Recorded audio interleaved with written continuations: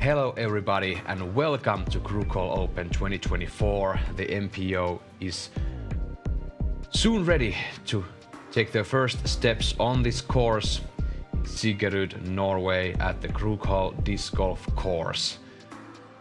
The scenery is beautiful and we are having a beautiful sunshiny day there down Norway.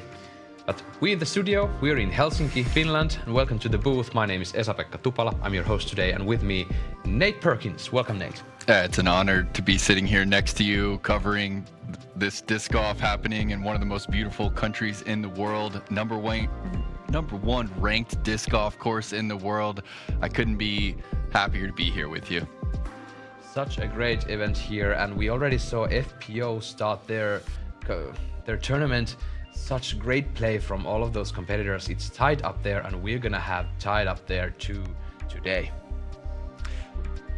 I love what they did with the course too. I had the chance to play it last year, and they took just one hole out, and then they made a brand new 18. It played spectacular this morning, seeing the FPO finish up there. And right now, scores aren't too hot out there for the MPO, so it's not quite a sprint here at Krokhol. We have many season winners here already who have proven their point and why they are on the disc golf pro scene. We're gonna see some highlights from the victories from this season. We have this guy right here, Gannon Burr, ladies and gentlemen. He's won a bunch and he's always there. Has he finished outside top 5, top 6? I don't know. Just one time this season he's finished outside of the top 5. And it's hard to argue that Gannon Burr is not the best player in the world. He is now the highest rated player in the world. Niklas Anttila, certainly the best player to come out of Finland in the last 5 years.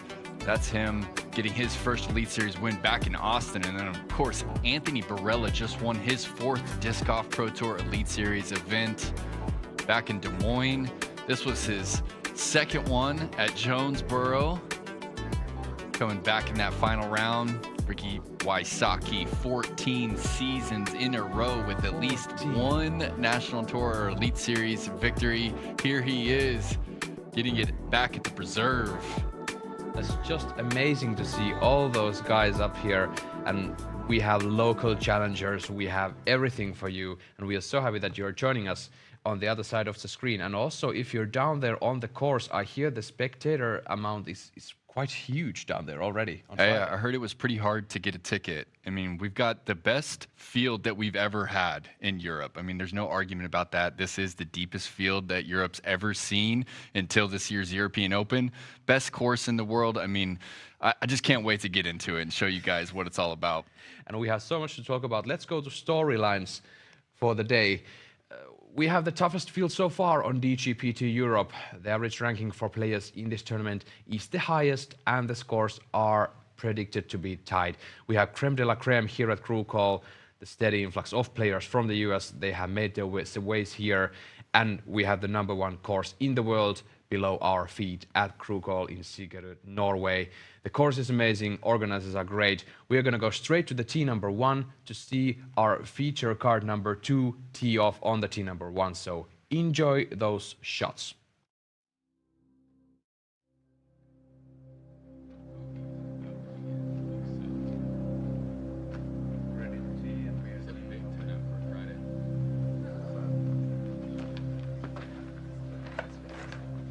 Ladies and gentlemen, we are ready for the second feature card. First on tee, from Ronald Park, California, US. Thought Space, Athletics, Alpha Discs and Infinite. Please welcome to tee, James Proctor.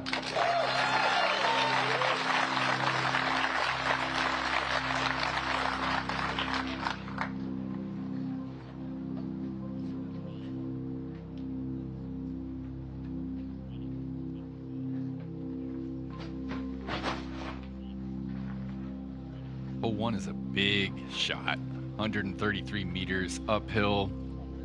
If you don't get it on top of that hill, that's what you're gonna see all day long. It's gonna hit and roll down. That's all safe down there. From Scottsdale, Arizona, and Team Dynamic Discs, 2 times world champion, Let's make some noise for Ricky Wysocki.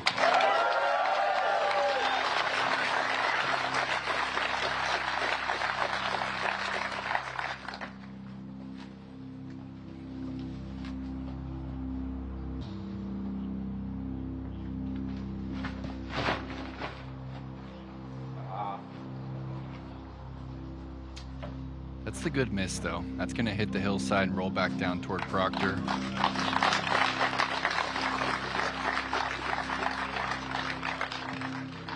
From Kuopio, Finland, and Team Discmania, please welcome to Team Niklas Antila.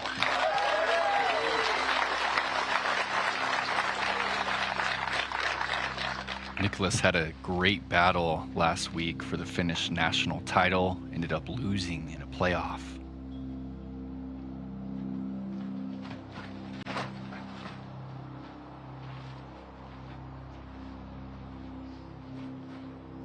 It's such a fine line between hitting that hillside rolling down and hitting and finding the OB line that looms on the left.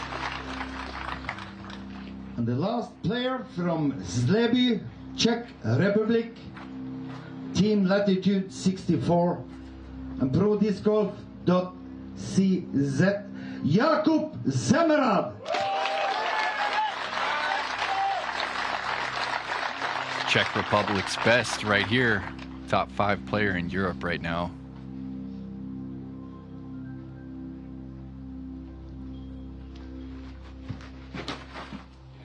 Playing the flex. Can this come out? And they know it. And there it is, the little collection zone right there on the first.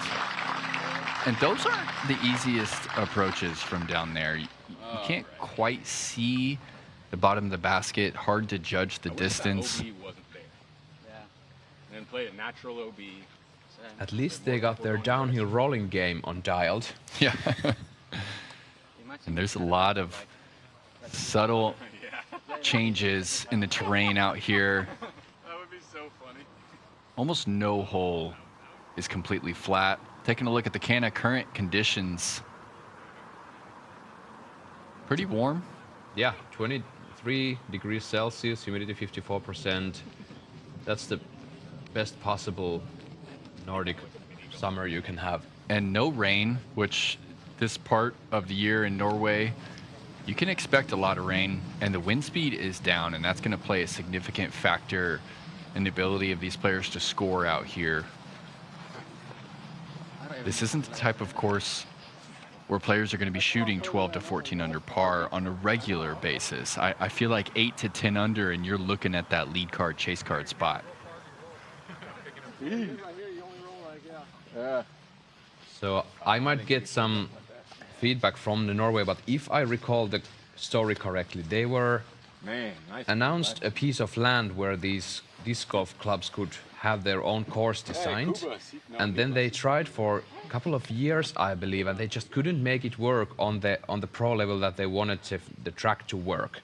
And then they just zoomed out on Google Maps, and they saw that, oh, what's this? There's a property of an old golf course, and it happened to be so that the one stretch of 9 ball golf course holes were just abandoned, and then they contacted the hosts there at the ball golf course, and now we are here.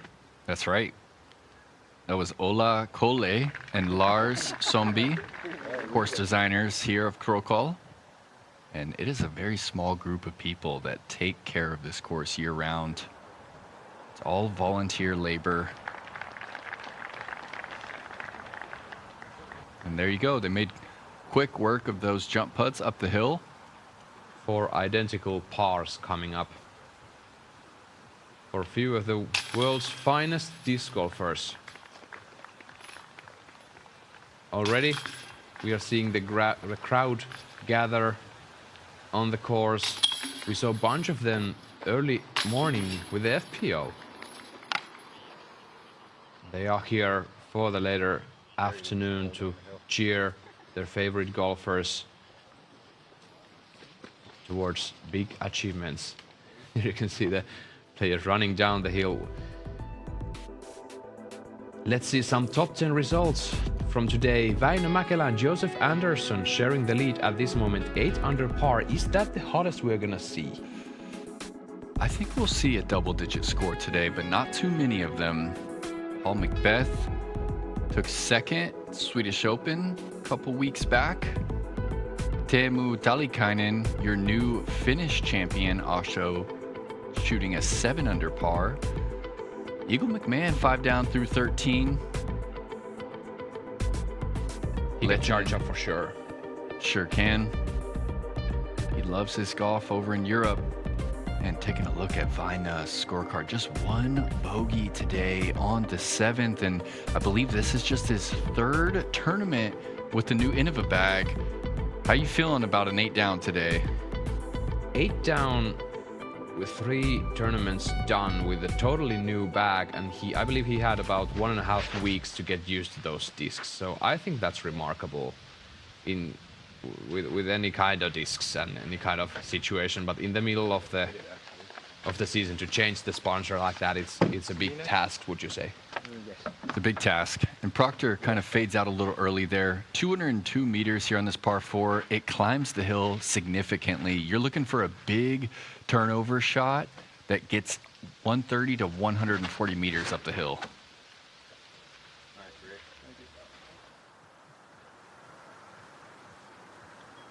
That's also fading out a little early. It'll make the upshot all hyzer pretty difficult over there. You'd like to see a little bit more turn out of the hand.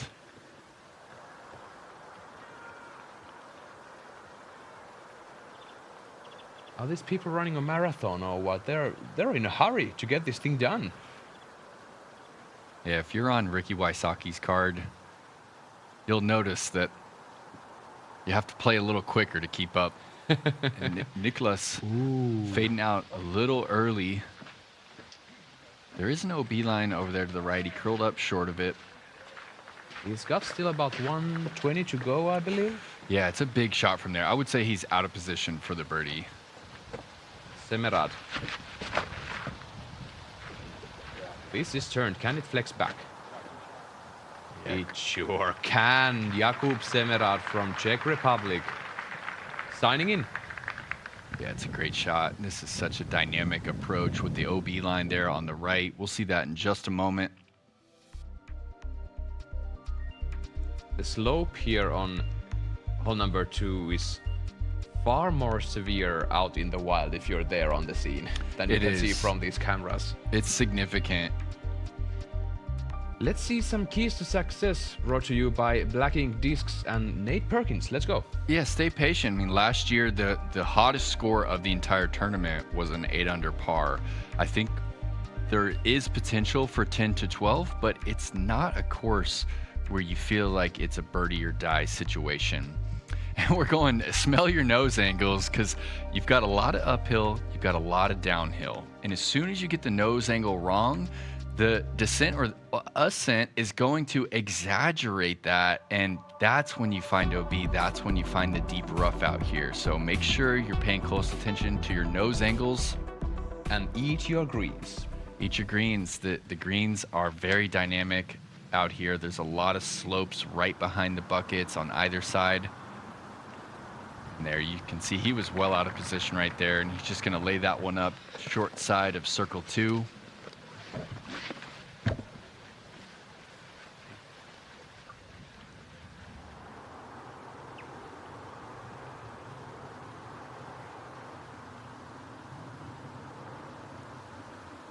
Proctor actually just a bit behind that tree there.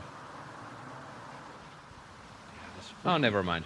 He's in front of it. Footing doesn't look great. This is pretty much a full swing for James. Yeah, he had to kind of cut off his follow through right there.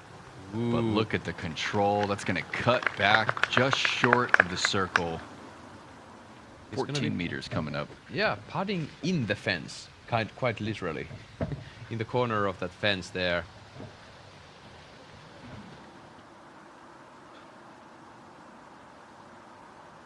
Just so great to see the crowd following the players in Friday afternoon already.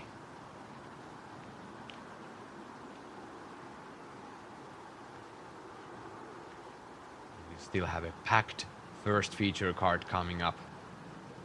So many great names in this competition. Of course, they're getting ready for the swing in Europe and the European Open that's coming up next week. I can't believe it's already here, man. Here's Wysocki. Ricky going with the forehand here, had the space, able to go slow speed into the green, well played with the slope. And this is a great look at just how dramatic that slope really is, and you can see the OB stakes all along the right side. They kind of wrap around the bucket into the circle. If you can land it just on the top of the hill and then just gently do like this, then it's fine. That's it. That's the shot, matching the angle of the hill right there.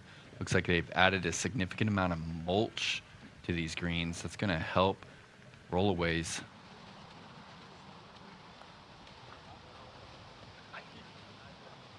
Healthy Norwegian crowd right there.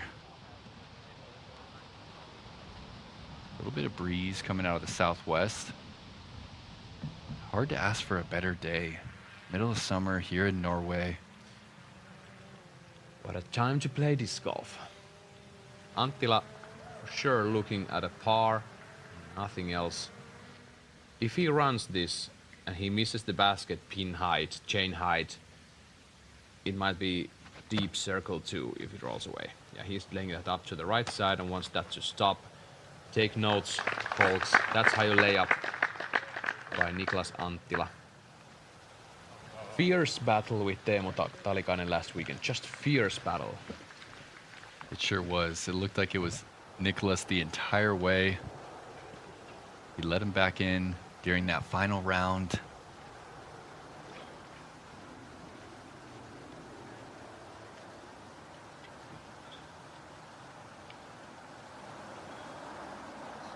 Proctor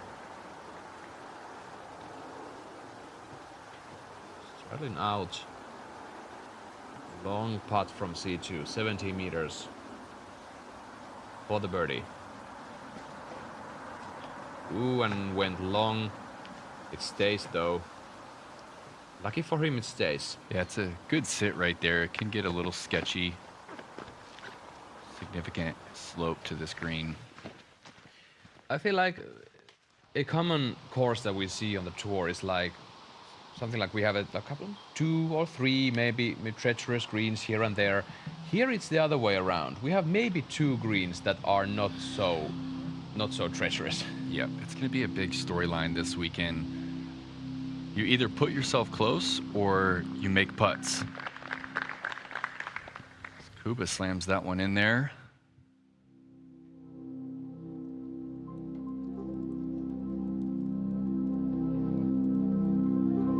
We are closing in for our first feature card to tee off on tee number 1. As you can hear from the music, they have loudspeakers there.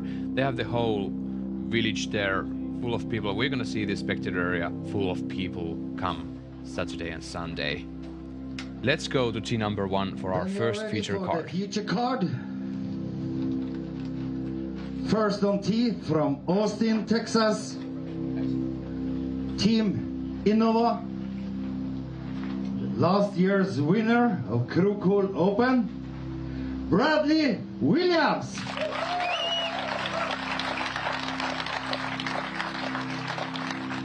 Right, time to see what the defending champ's made of.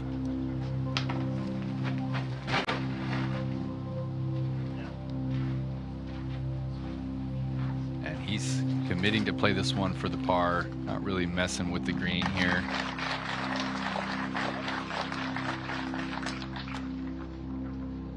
Fra Langevåg IL Disc Golf, Team Latitude 64, and we are Disc Golf. Hjertelig applaus til Øyvind Jarnes! Øyvind Jarnes, highest rated Norwegian disc golfer. known for the dramatic hyzer that he likes to lean on with that overstable plastic.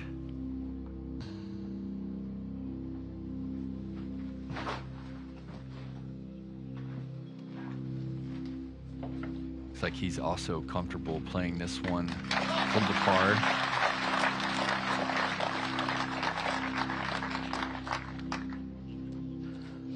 From Scottsdale, Arizona, US, and Team Discraft, make some noise for Anthony Barella!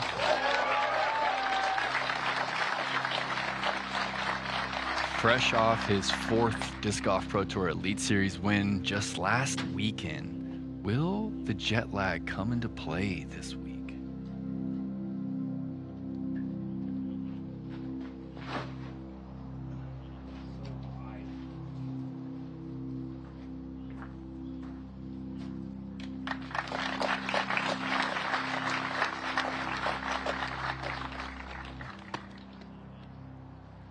From Urbandale, Iowa, Team Discmania, give it up for Gannon Burr!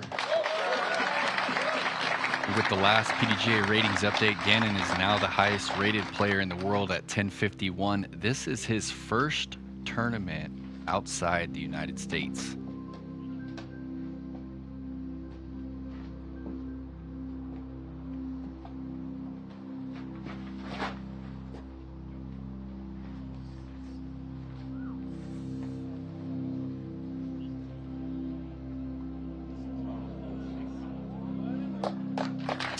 And that was the closest that we've seen thus far, and it still did not have enough. It's going to roll back down. He tried for sure, And have a nice but time I in the think he course. was prepared for that kind of a result if something goes wrong.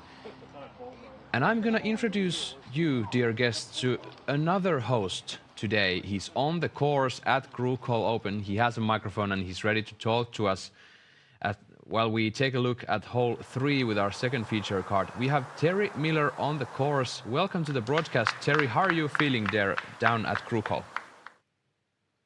Good afternoon, gentlemen. A beautiful day down here at Krokhol. I'm so honored to be here and be part of the broadcast. Just to tell you guys what's happening down here, we've got this incredible gallery, as you guys have seen. Very light, windy conditions. The sun is out, and the gallery looks excited. You were just talking about it, the #1 player in the world, the #1 course in the world. I don't know how it gets any better than this here in Norway, mid-July. Guys, let's buckle up for a great weekend.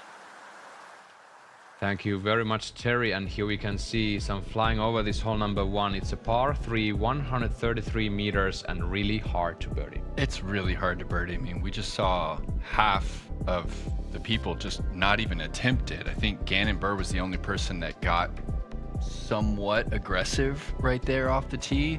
Other players are just playing out wide. And then you kind of leave yourself this awkward little jump putt up the hill. But you can see that OB line is just close enough and it slopes enough that players just don't want to find themselves OB on hole #1. And if you skip on the line of the pin towards the left, it's gonna roll there. It's gonna find the out of bounds, and then it's uphill C2 putt for the par, and that turns into double fast. Gannon Burr laying up his first par in Europe.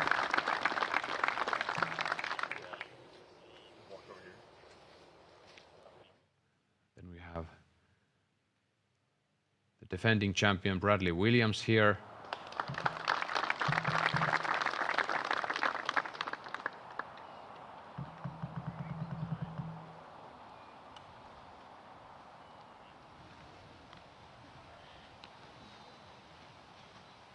I believe we saw Nate Sexton maybe jump at this kind of a jumper in some of those social media channels, maybe his own. Yeah, but yeah, if you're looking at the out of bounds, you're not even wanting to run this.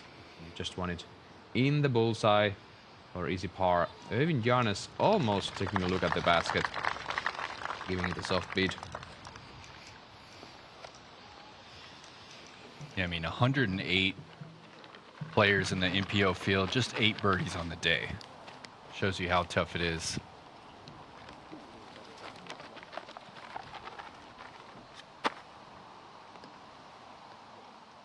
Anthony Barella, about 6 meters for the par.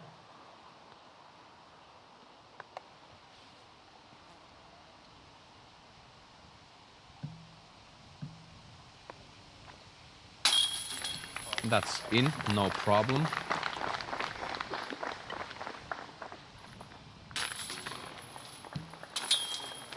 Just a few tap-ins for the rest. First feature card players. I'm so stoked we have this kind of a field in Norway in the world's first ranked disc golf course. It's going to be an awesome weekend with you, Nate, in the booth and with Terry on the grounds. And thank you once again for all the volunteers who made this event possible, and they are working day and night to get this place even more picturesque than last year. And Nate, you played this tournament last year. How was it? How was your experience then? Oh, it immediately made my top 5 in the world. We're going to see there are some unforgettable tee shots out here. Nicholas finding some trouble over there on the right side of hole number 3. Has this now. Oh, cashes it with the floater. Sure. Okay. And you can't see, but off to the right of this pin, there is a steep drop off, and he made that from 15 meters into a slight headwind here.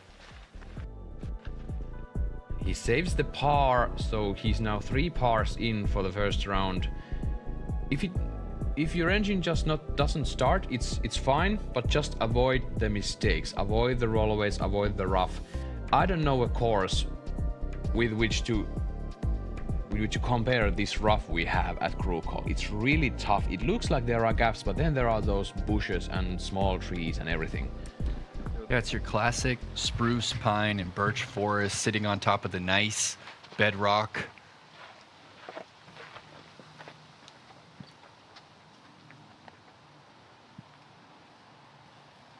Williams on the tee of 2. A little early out of his hand. And that's going to fade a little early as well. That's out of position. I thought the wind was going to turn it, so I played it kind of flat. You noticing that Bradley's rocking that new beard style? Loving the stash right now. He's ready for Europe for sure. Øyvind Giannis on the tee next up.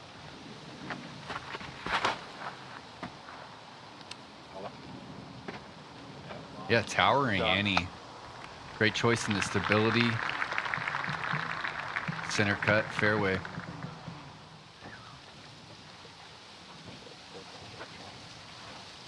Half of these holes are achievable for this guy, but is he going for them? I don't think so. This one's a little too big, even for AB. But it sure comes handy for you to disc down and get some more control on those tee shots, but this straight in the tree. That also just kind of fell out of his hand early. It's not pushing at all.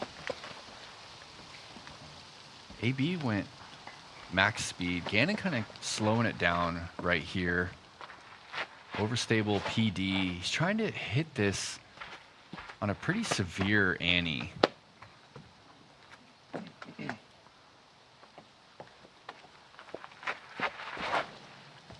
And he hits it flat, and that's not the line he was looking for. That's going to fade out into the rough on the left side. 3 pretty big misfires there on the tee of 2. And even though this is built on a former ball golf course, this is not one of those basic ball golf course, disc golf courses you might have seen on the tour the past few years. And now we're back on 4 with Ricky. Yeah, hole 4. It's one of those memorable holes. You look at the tee shot here and you just won't ever forget it. Extremely downhill, 15 meters descending from tee to green. You have to play this out over the OB. James has done so. Getting that late stability on the back edge of the circle there. Anttila likes force overs with these kind of shots, but he hits the 1 tree in the middle.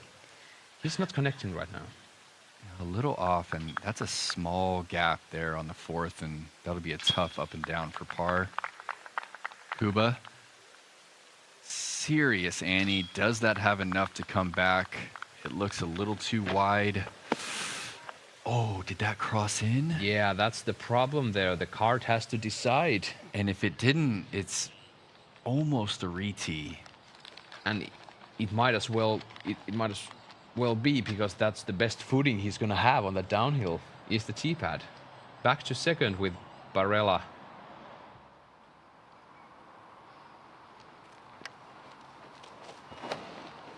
Whew. Hits it hard, gets it up to flat.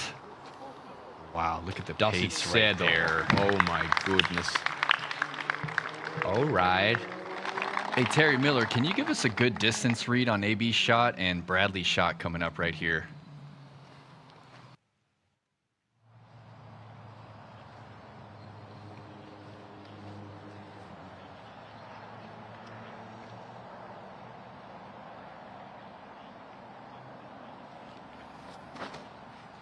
Bradley gonna try and match AB's line.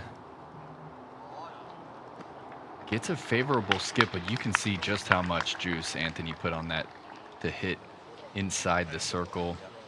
Bradley out there in C2. That certainly is not the best place to be after your tee shot on 2, but here is that Anthony Barella shot once again. Oh, look, he had to go right around the tree, right under. Nearly hits the pin, skips down the hill. He'll be 12 meters putting directly back up the hill.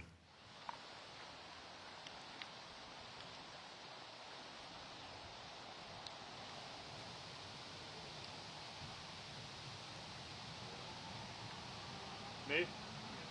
So Gannon Burr might be the next guy to throw. He has to go and see where the basket actually is.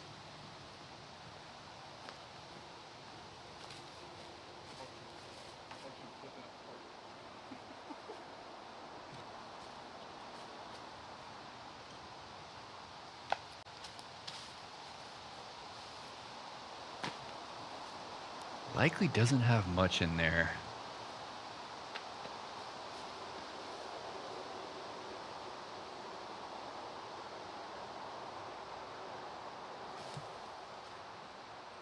She's gonna pitch out.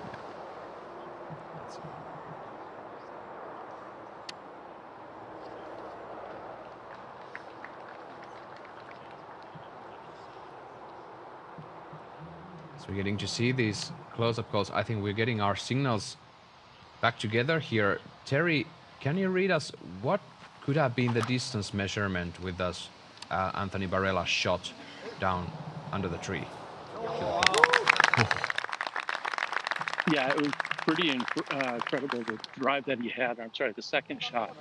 It's blocked off in terms of how far he has left the pin, but you saw him get all the way up to the basket. An incredible drive that I think only someone like Anthony Barella could really get to from there. If you guys walk by me, you can just show me your wristbands here. It should be pink, red, or purple for VIPs, please. Take a look at that crowd control there. They're gonna need all the power they have to control those crowds. Yeah, it's a packed course today. Love to see it for Norway. Disc golf has really taken off in the Nordic countries. And this is not the easiest shot right here. Again, I'm going to go with the forehand. I like this into the green. There's still a solid 30% chance it'll get up and roll, even if it hits pretty soft.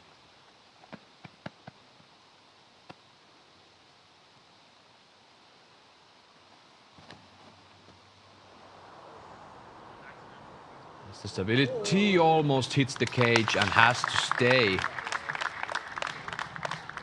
It might have stayed, we don't know. Alden Harris on the bag. Terry Miller on the course. Feel free to fill us if that actually rolled, that upshot of Gannon Burrs, if it stayed on the green or not. Yeah, I got a gentle roll just behind the pin, and then it rolled to about 5, maybe 6 meters. The real question is, will it be obstructed? But it's certainly a relatively short distance. still about pin high, so not too much pitch to it. Thank you, Terry.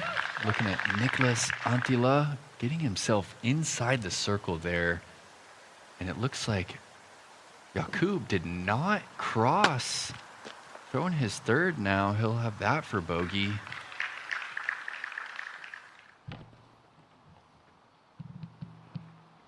Antila staring at his fourth par in a row. That's not the start he would have wanted for his round. Bradley Williams for a long birdie about 30 meters away. Just short.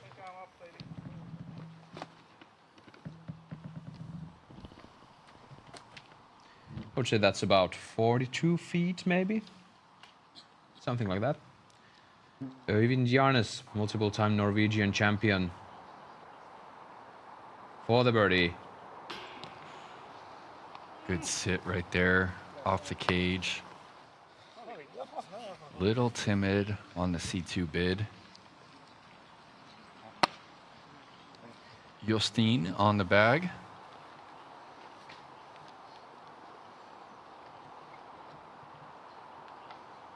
Barella stopped here, so just outside C1 for the birdie. This would be a big time birdie for Barella.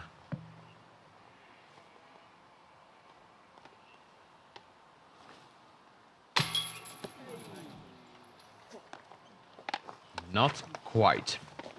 Yeah, he kind of reached for it from the straddle right there. Never got up to his spot in the chains.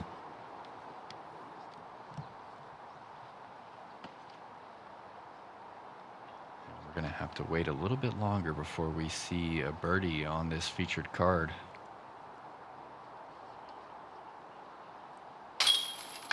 Burr catches the par.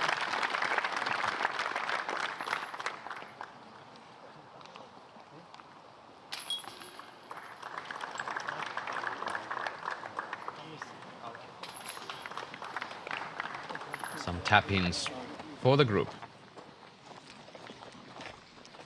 Something similar happened too in the Finnish Nationals. The lead card, or the first feature card, was kind of slow, and the second feature card up and onwards were charging up in those better results early in the round. And Antila jams the putt from 8 meters, so takes the par. He's even for the round, and James Proctor for another birdie. He's 2 down with Ricky Wysocki after 4 holes. That's an exceptional up and down from Niklas. Yes. From the tree line. And a big birdie for James.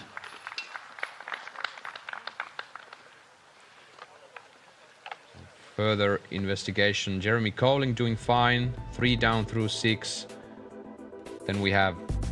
And we're going to fly the third right here. And look how tight this one is.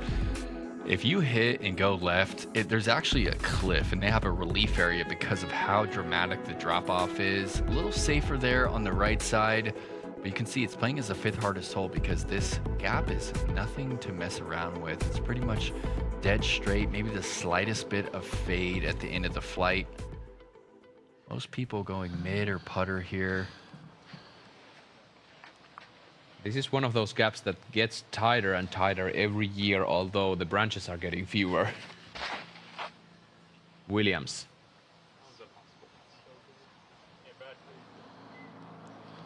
Wants it to settle. It's downhill there on the left. Kristen Tatar stopped by a tree there a few hours ago, and she made a big 14-meter putt uphill.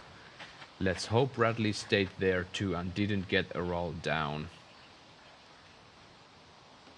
Giannis, 95 meters. Oh, got through. C1's edge. Yeah, fortunate to get through that right side. Kind of punch to the edge of the circle. AB has been working this neutral Luna around all season long. It's been a big part of his victories. I believe that's the one disc he named irreplaceable. But now it's sailing through everything on the right. He still has a chance. Was it Paul Macbeth who said, on YouTube side that these trees in hole 3, they make this specific clunk noise. And when you hear that, that's going to ring in your ears for the rest of the day. Oh, and Gannon liking this forehand flip up with the mid-range. Don't see him go to that too often.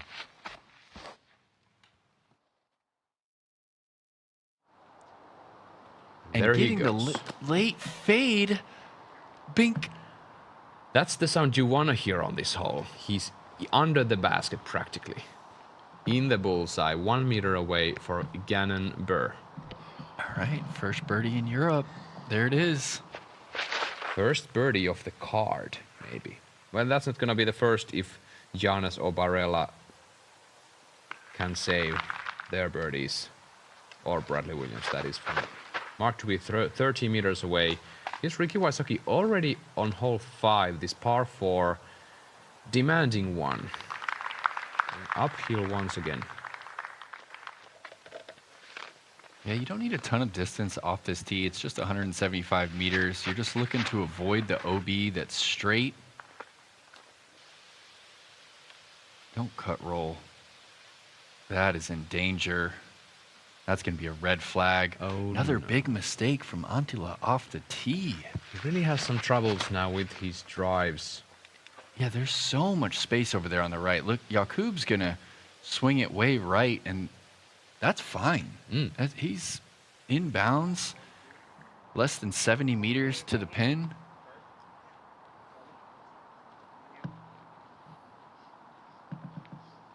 Waiting for Bradley. Might be so.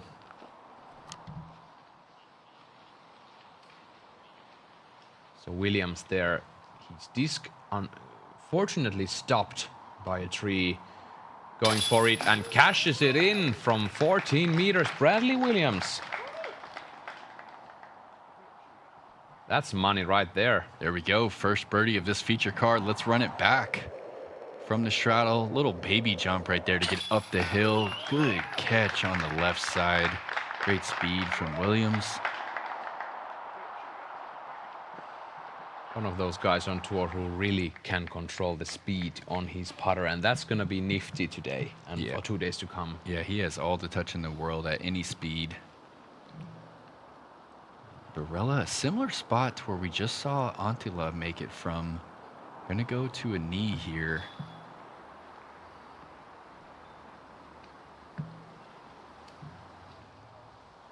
Went for it and now he's gone. Uh-oh. It might have stopped, and we hope it did. How are we looking down there, Terry? Did AB get a fortunate break, or is he down the hill? It was coming in pretty soft, so I'm going to think it checked up for him. Oyvind, C2. He's good for it.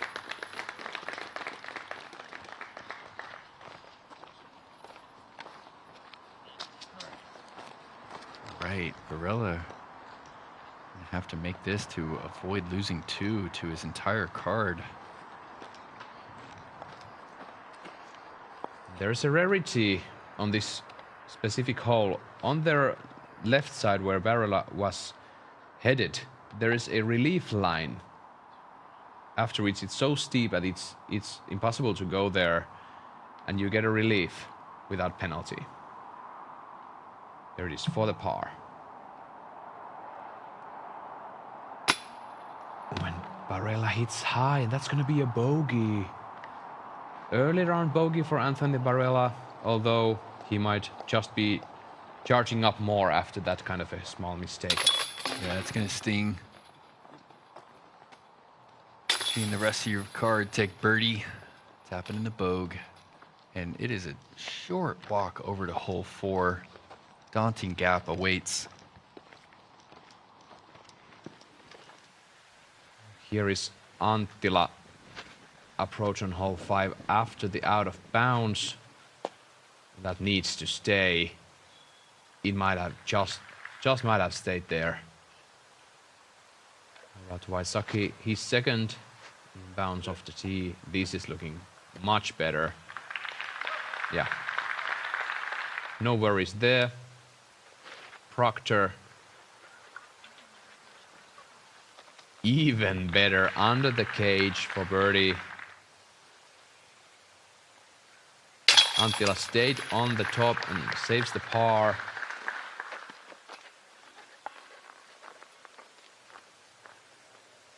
Look at this gap. This is a great view.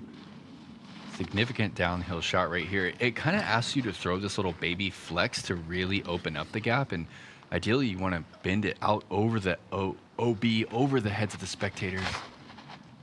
That's the line. Kind of like this. It's fading a little early. All right. Just a little early. Yep. Just 10 meters left for the bird.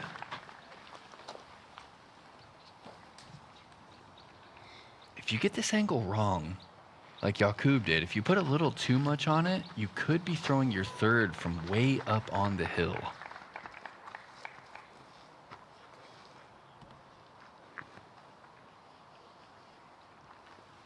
Jarnes. Such a powerful shot. Sweeping towards. Yeah, that's a bit left. Does it settle though?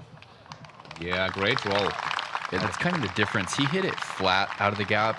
Oyvind doesn't really love the Anheuser angle. Gannon loves that little baby Annie here. And he's going to go a little bit slower. He's going 9 speed. Really overstable.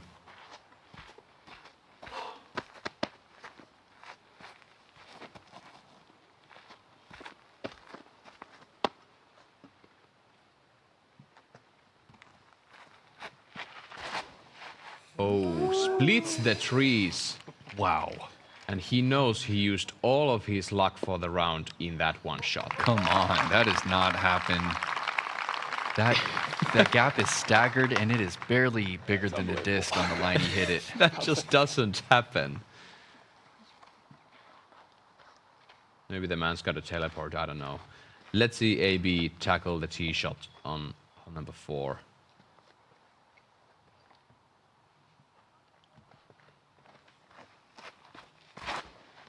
Now this is the line. That's also flat out of the gap, but getting some nice forward carry before the fade. Skips a bit to the left, but he sees one's edge. It's really tough to hit that line flat. Most of the time you see players hit it on that Anheuser angle, and we're running back Gannon shot. Look at this, split the trees. No way. Well, that's a line. Got everything else right with the shot. Just barely pulled it.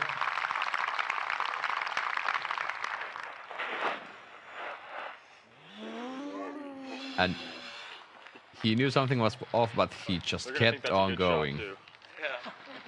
We saw what you did. He's gonna enjoy that result.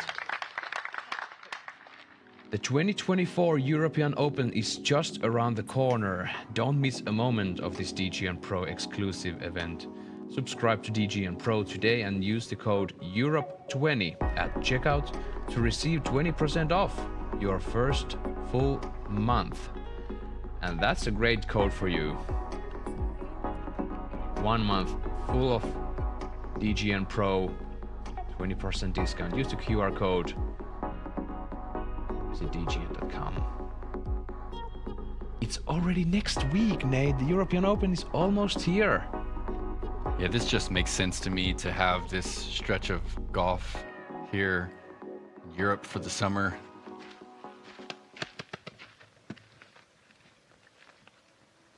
Over to hole 7. Card's playing quick. Plus flat to Annie here. That'll be in a great spot.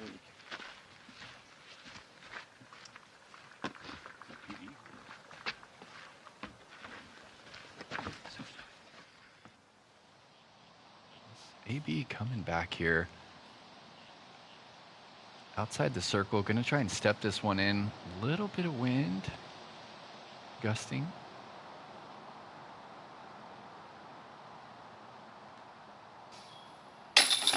He gets the birdie done. Anthony Barella, after the bogey on hole 3, he does it better here on hole 4. It's back to even par for the day. It's a good bounce back. Nice and comfortable, too. Never reached for it. Oh, another short look. And speaking of reach, you can see his weight was just a little forward there. Wasn't able to give that disc a chance. He's been looking at the birdie on the last 3 holes. We're going to exclude hole number 1 for that's practically a layup. And here is Williams showing us why he's here. He made it well last year. My drive was tight, all right? And it was last year that he relied on that comfortable straddle putt, not taking too much time there.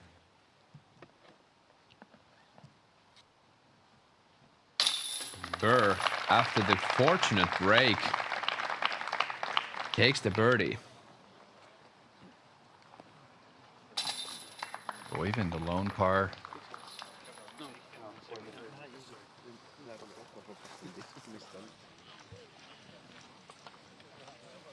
Chase card is flying. Here's James Proctor on tee number 7. That's the sweeping hyzer towards the fairway. Just a great shot. This golf looking pretty easy for Proctor today. And he did well in Swedish Open. We'll be right back, folks. Don't go anywhere. We are here. We are one. We will fight. We will fall. We will prevail. From the fjords of Norway to the shores of Spain, from the fire of Iceland to the hope of Ukraine, 30 countries, one voice. Go Europe. Jonathan. Wow! Jonathan! Skulle visa. Hi. Yeah, check this pad out.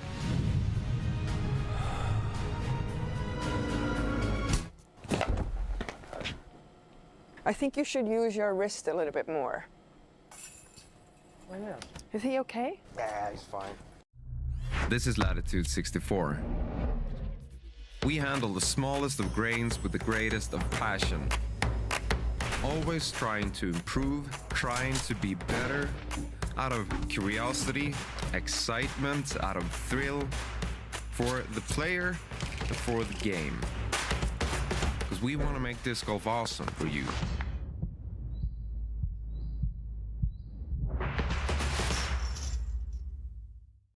Silva on fire as of late, looking for her 5th consecutive win. That's amazing. Perfect touch. So much control on this shot. Fantastic putt there. Gets another one. Bang, bang. This is pretty good. Oh, it's really good. Wow. Silva, count it, of course. Perfect shot from Silva. The Swedish Open MPO champion and also back-to-back champion in Sweden. Silva Saarinen.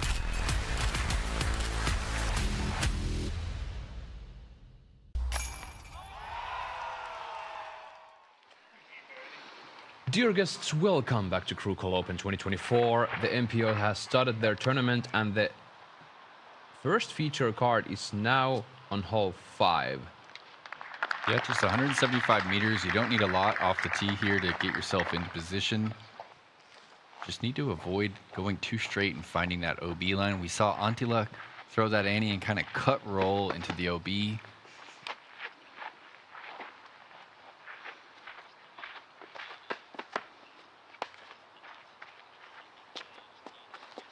Burr is lining in slight anhyzer play with huge distance. Yeah, that thing's taking off. Goodbye. Yeah, and getting pretty aggressive. He's gonna do most of the work on the first shot. 60 meters or less to the pin from there.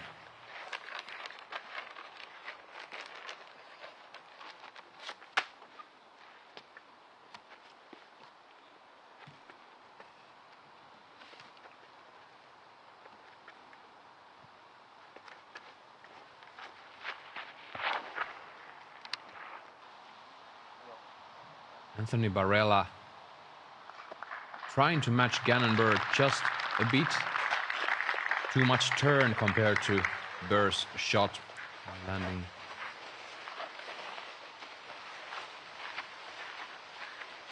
Just about 10 to 15 meters shorter. Øyvind Giannis takes the sidearm game. Him on this tee. 175, playing slide uphill. I believe it was on this very fairway that we saw an eagle from Øyvind Giannis last year's coverage. I remember that throw in. 2 sidearms and that was it. And running back this PD shot. Look at that dramatic Annie, leaning on the stability. Full flight right there. That's probably closer to 130 meters. Probably has less than 35 meters to go. And Bradley Williams pretty far back in the fairway. Doesn't like love it at all. No. And I think he was trying to play the backside of that tree. Well, even gonna pick up the same disc here.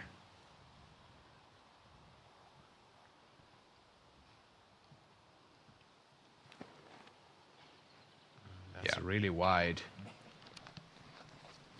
Gonna find the stability. Now just check up. Check up, please. Yeah, that's it. 7 meters left.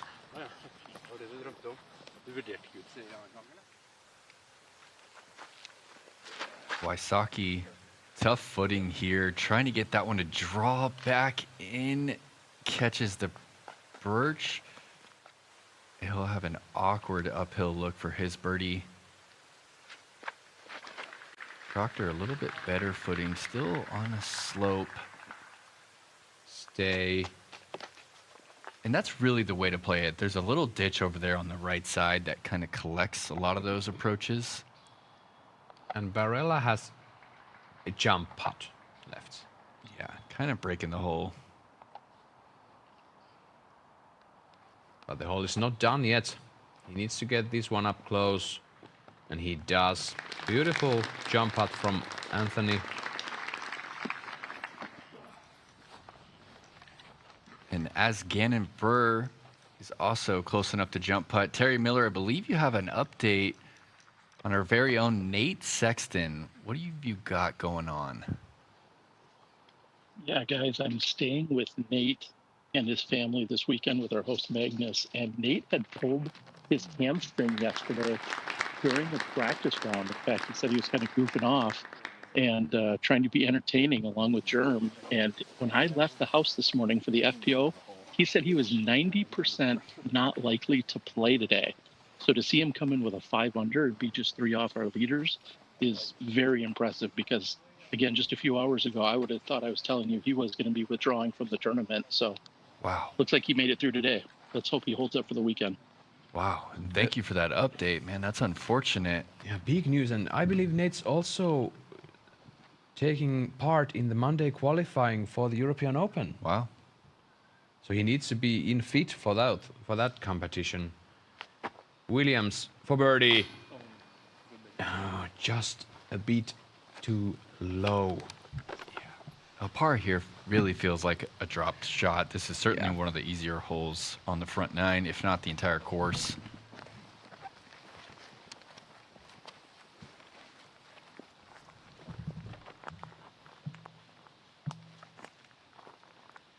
Øyvind Giannis for the birdie, 6 meters.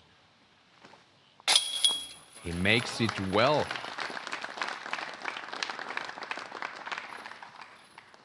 The Norwegian gets his second birdie of the day. He's now 2 under par for the round.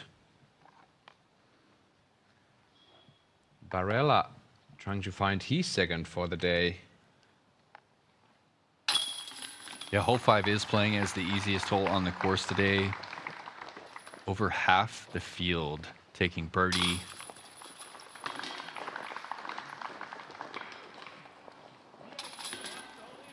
Burr also tapping in the birdie. Bradley takes the par. Talking about steep dropouts from the green, Richard Wysocki for the birdie hits the band, and now he's in the smaller ditch on the right side. Proctor for birdie. What? Oh, Just get out of here. throwing the birdie back towards the basket.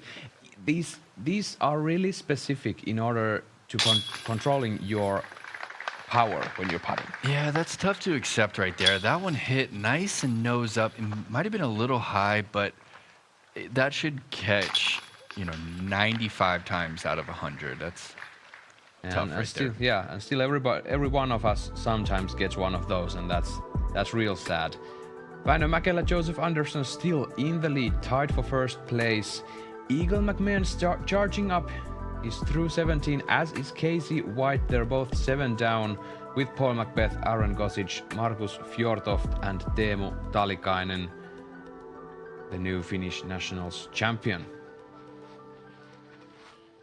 Back to Gannon Burr on tee number 6, and most people imagine this to be a backhand hole, and that is what we mostly see here.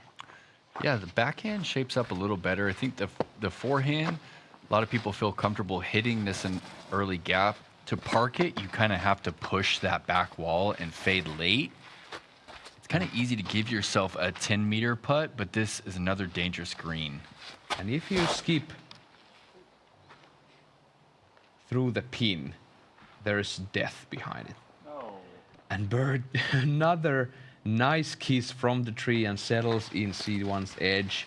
Yeah, that's a common spot for the pure hyzer to land on the forehand line. AB going to try and show us this putter turnover here.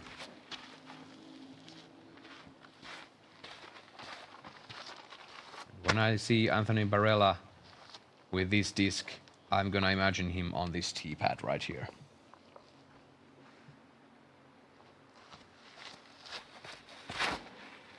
Needs the turn. Yeah, it's too straight. Travels though, that's going to be a safe par, but to run that kind of a putt from even 30 meters away, that's... Oh no, there's no run from down there.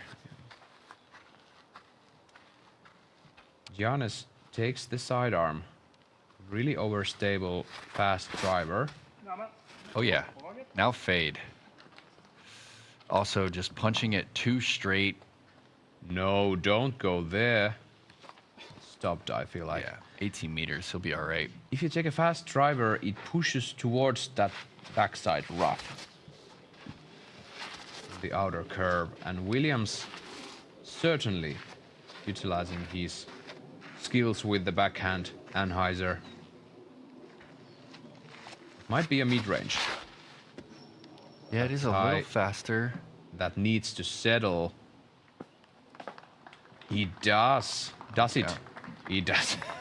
Great shot from Williams. Gonna run it back.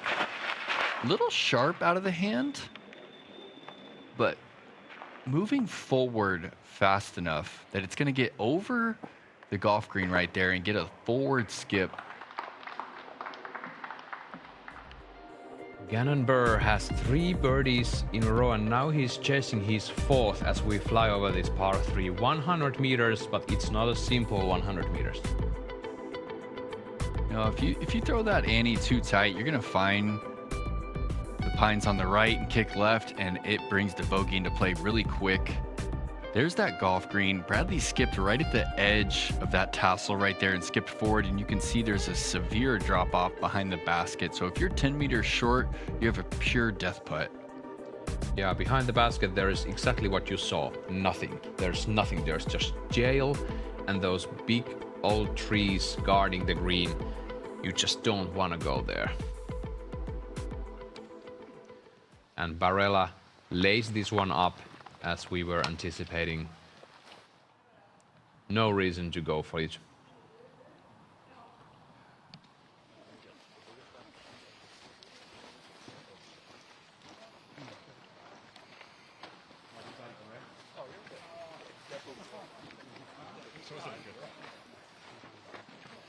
What we have heard this Friday is going to be sunshine all day, and then tomorrow, Saturday, some cloudy weather gathering in towards Sigerud, Norway.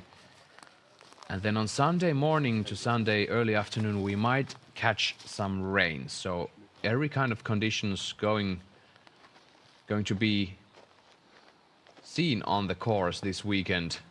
Johannes lays this one up. He's going to take a par from the bullseye.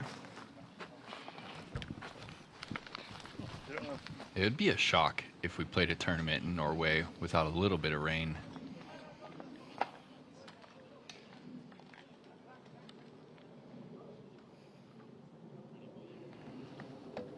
Williams closer than it appeared. 5 meters left, and Gannon also much closer. Yeah, I thought Gannon was way further away, but this is looking quite simple task for Burr.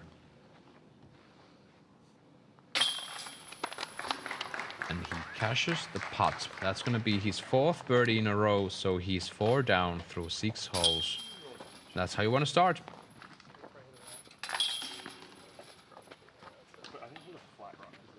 Tee pad for 7 is right next to this green. And we're heading into the hardest hole on the course, number 8. It is so important to put this tee shot into position, and Proctor has done just that. It looked like a nice and easy shot, but I assure you it is very demanding. We have a man in the booth who has played this hole, and it's not as simple as these guys make it look. Those are just 2 pristine shots. You really can't get too aggressive off the tee. But first, we're going to fly at number 7. Another short par 4 with a gap off the tee. There's a little bit of a slope from right to left toward that rough. Ideal tee shots are landing up on the 2nd tier above that bedrock right there. And then the tricky part about the 7th is how small this green is and how severe the slope is left and deep. We saw Ricky Proctor there on the left side. We saw Ricky left miss, and then we saw Proctor from deep kind of spit out, putting back at it. You want to make this hole as simple as possible. Be in the center, land about 2 meters short of the basket, straight up, and pick up the birdie and move on. Perfect hyzer from Gannon. Great position. It's really important to try and get flat footing off this tee shot. And you have to decide whether you're going to hit that hyzer or try and shape something up the gap. Looks like Bradley's going to try that hyzer as well.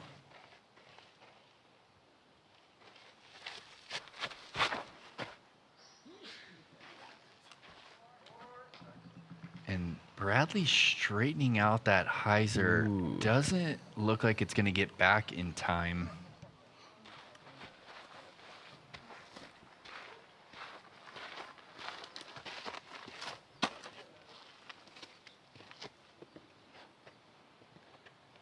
And that placement on the right side might not be the best position to play a hero game.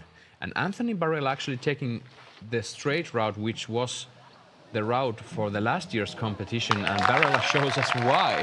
Huge. There'll be borderline jump putt approaching right there. Might still give us a little baby toss with the Luna.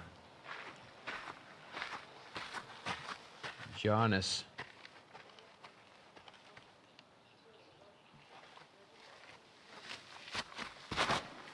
Also aiming for the hyzer. This is sweeping beautifully. In the... Ooh, a bit on the left.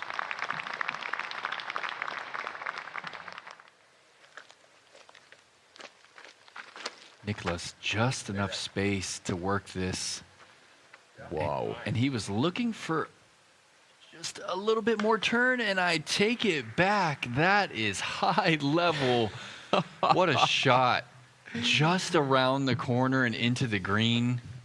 Looking at a rare birdie here on number 8. I mean, you can probably count on one hand how many people have birdied this today. That's a contestant for the shot of the day, and this is beautiful for Ricky. He gets the perfect roll towards the opening there. Yeah, just 5 birdies here on number 8. Proctor going a bit higher. And he gets something caught up on the right. Are you kidding? No way! Bullseye? You are, it is. You are not doing that, James Proctor. Oh, it's filthy. Make that 6, potentially 7 birdies on the day on a hole that's averaging nearly 0.6 over par.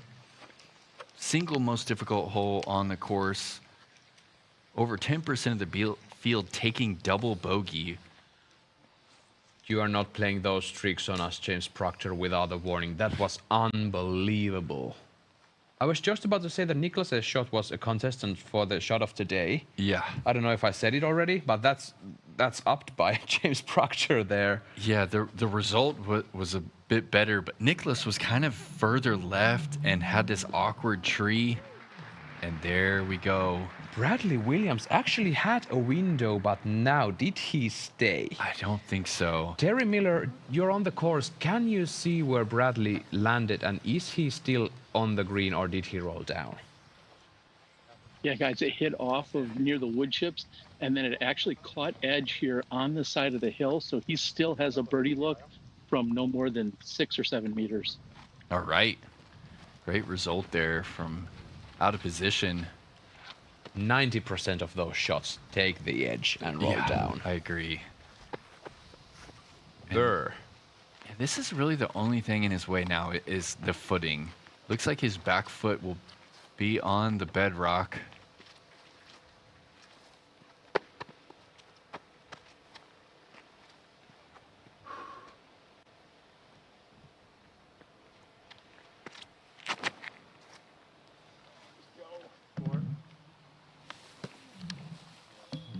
Yeah, he has a look. That's the better miss, the right side. Yeah. It's pin high. 9 meters left. A little bit of a death putt.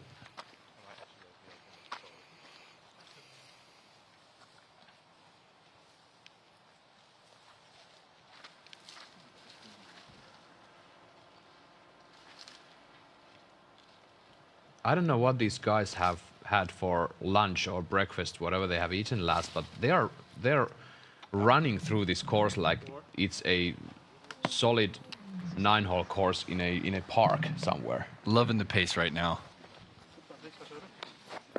Here's Rick. This is a scary look right here. 14 meters.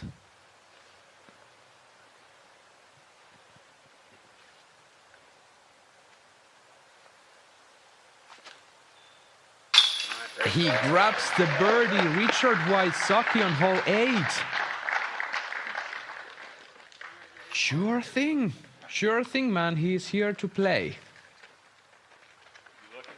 Yeah, he's waiting a little bit longer before he gets hyped up on us. Yeah, that's for sure. And there's still 2 closer birdie looks on hole 8 coming up.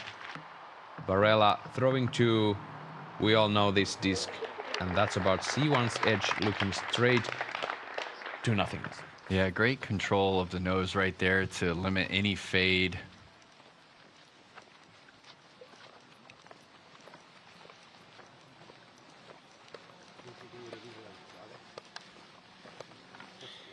This shot is exceptional. That's 4 meters from way back in the fairway. And suddenly, Niklas Anttila took 3 straight birdies, and he has cut his 5-par streak with 3 birdies. And he's back at it. Semerad, this one for bogey. That's in. 1 over par for the day for Jakub. So going into this hole, there were only 5 birdies total in the division. This card just added 3 to that. That's so crazy. And now they're running uphill to get some more. And now Øyvind Jarnes on the green of 7 for birdie. And again, just a bit low for the Norwegian. Yeah, is that 3? I remember we had similar problems with him last year in this very same course. Throwing eagles and birdies in from everywhere, but then on the putting green, just a bit low. Yeah, a little timid right there. This is also a little awkward for Gannon. His back foot is going to have to be a little higher. He's actually going to a little bit of a straddle here.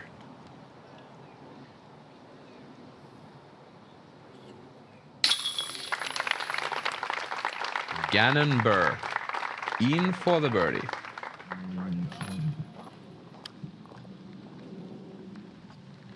Running it back. No problem. Oh, went right down for the mini. Knew exactly where that putter was headed. One other big point, adding to that Nate Sexton conversation we had earlier, he hopes to play well this weekend in order to avoid the Monday qualifiers. He can still get into the European Open from this event. Bradley Williams takes the birdie and takes the advantage of a huge upshot.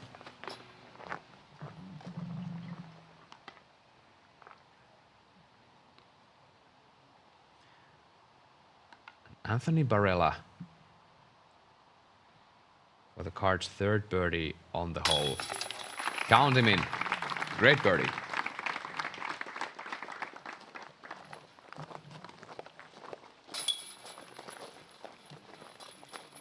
Go for it.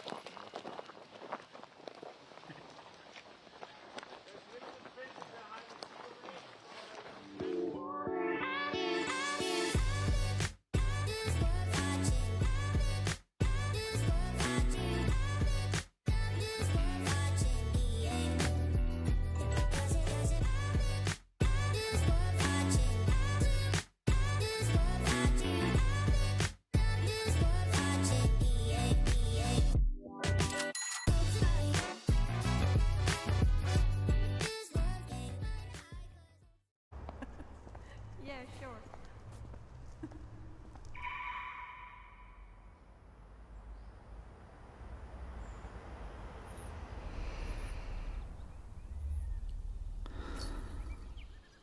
Introducing the Birdie Derby, a ready-to-run tournament package from Prodigy Disc. It's the perfect 3-disc tournament to welcome new players and give experienced throwers something new to try.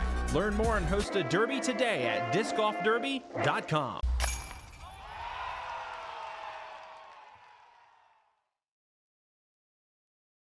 My relationship with Zuka, it's just like a family. Sometimes they just surprise send me things I'm not even know. When I arrive home, boom, the box. Such a great product, and Zuka's always there for me whenever I need anything. After every tournament, I get a call. No matter the results, they're always there supporting me. They have so many different things that can be a solution for a disc golfer. That was really one of the main reasons why we partnered, is because I wanted the best of the best. How do they know I want that? I'm like, duh, that's how the family thinking about you.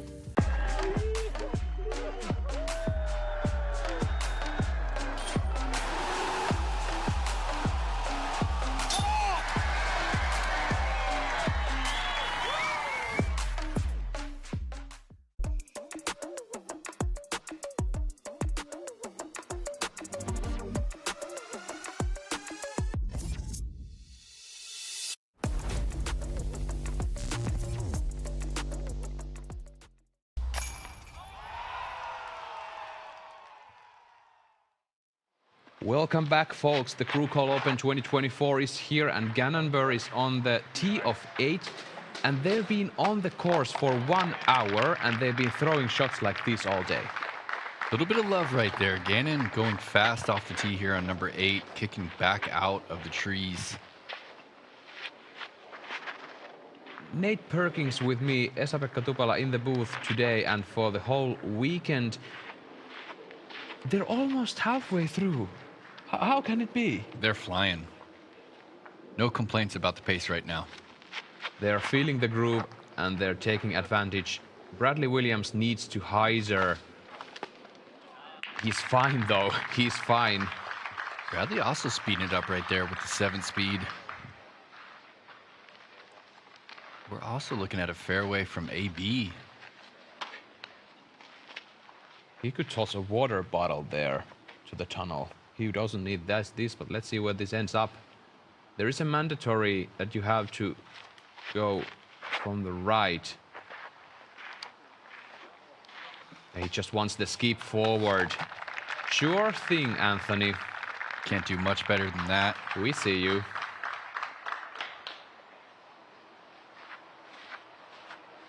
Øyvind Giarnes also has a driver in his hand.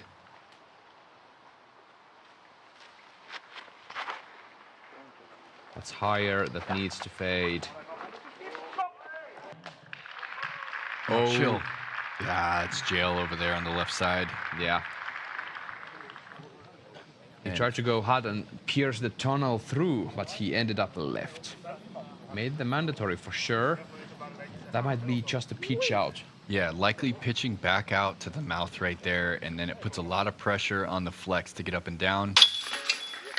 Wysocki in for the birdie. Pretty solid front nine. 5 under on the front. I think I'm going to agree with you, Nate. We're going to see some double digits today, but they are in rare, and the front nine plays easier than the back nine. There are teeth on the back nine that can bite you suddenly and fiercely. Yeah, we saw that with the FPO. There's definitely some moments that you have to look out for around the course as you finish up. Niklas Anttila also 4 down through front nine and 4 down through the last 4 holes. So he's charging up for sure. He didn't enjoy his time on the first 5 holes, and now he decided that, okay, let's charge up. Williams actually going with the forehand here. Yeah, he didn't have the angle at all, and he flattened that one out once again. Getting a green flag, that's a tough spot to be in, though. He's going to have to throw this kind of awkward chip and give himself a look for the par. There's one specific shape to access the green. We saw Niklas throw it. We saw Proctor throw it. It's flex out of this gap over the golf green and don't fade until really late. Too often you see people fade too early and find that tree line on the left. That's the line AB is charging up for. About 140 to go, maybe?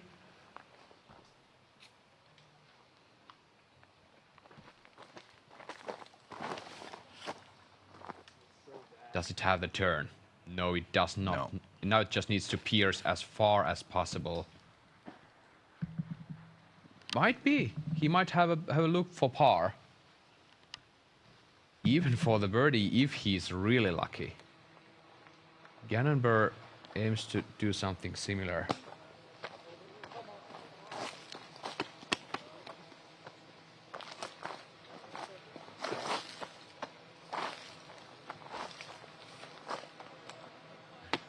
Gannon just loves this angle right here. He's going to go 12 speed, overstable. Going to correct on Anthony's miss right there. More angle out of the hand. You really need to see it ride out.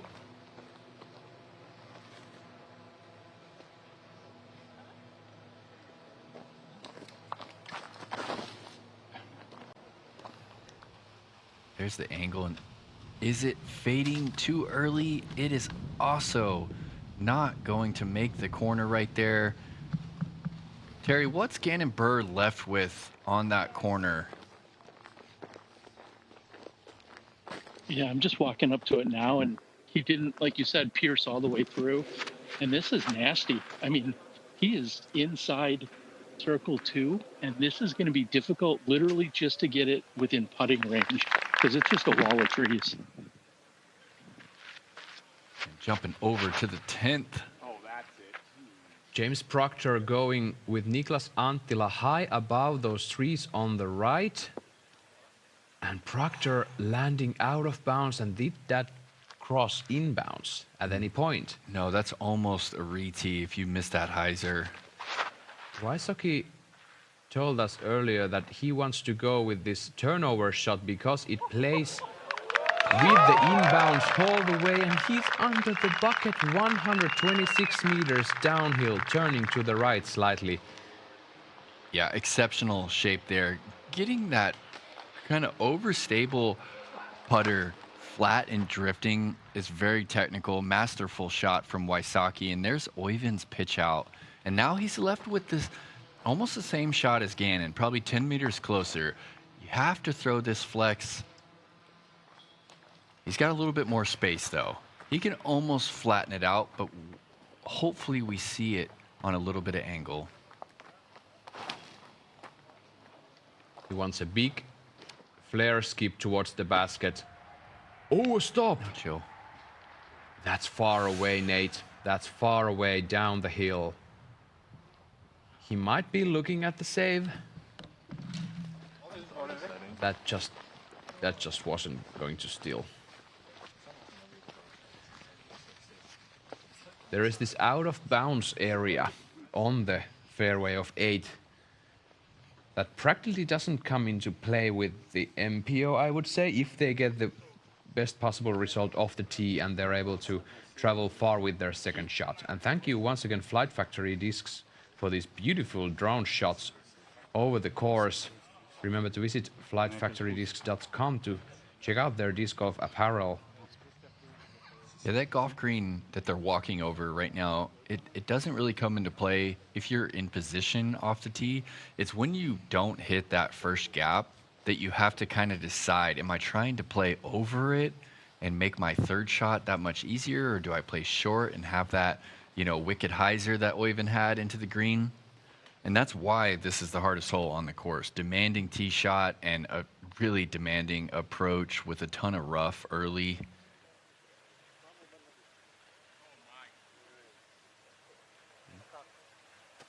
This is James Proctor now throwing 3 and almost out of bounds again. Barely back in, and he'll have that for bogey. Almost a disaster right there for Proctor. Here's Williams throwing a spiky hyzer towards the opening. That's why he's here, folks. And gets the favorable roll towards the basket. He's saving the par. Last year's winner charging up here. Bradley Williams took down this competition after a fight. And Anttila missing the birdie putt from 12 meters. Yeah, it was that distance, 8 to 12 meters, that allowed anyone really to stay in the game, and that's going to be a double bogey for James after the fatal miss on the hyzer. Yeah, Nicholas was very vocal about his putting woes at Finnish Nationals just last week. He's had some trouble for sure. And here's Ricky Wysocki tapping in his birdie. That's going to be his 6th in the last 9 holes. And he's now 3 in a row. Going towards hole 11, which is also a par 3.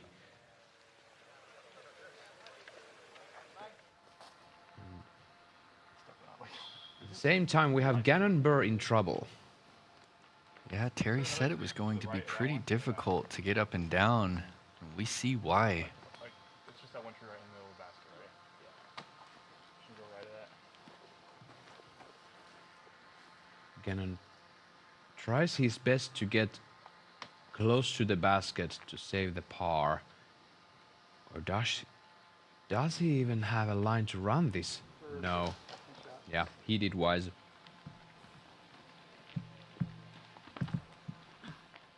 He shows that this was not his fight to attend. And sometimes you just have to take your medicine here, although these guys are running through this course like it's a walk in the park, and it's not. First of all, it's hiking up and down, and something that we can't really see are those movements from basket to the next tee. Those can be quite tough, and uphill, downhill movements. Luckily, we have the best possible conditions today to play disc golf. We hope the Sunday doesn't bring as much of a rain as it's forecasted at this moment.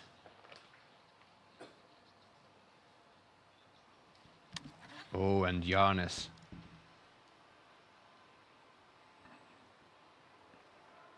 Yeah, unfortunate to find himself that deep, and he has nothing. Just going to lay that one up. Looking at a bogey. That's going to be it. Little tricky approach right here for AB. Going with this arc forehand.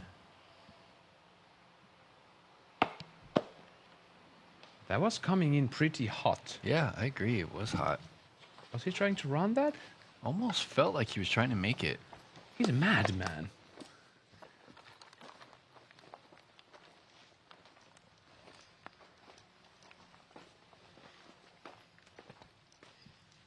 Those shots from the second feature card, man, they were just something else. And this is now to say par for Bradley Williams. He does it well. He just feels very comfortable inside the circle right now. He's kind of lofting his putter. I don't know if we're gonna see another round this tournament where we have 3 birdies or more on hole 8 in one single card. It's hard to do that. It's a big time bonus for the whole card and for the viewers at home. If you're just joining us, thank you so much for joining.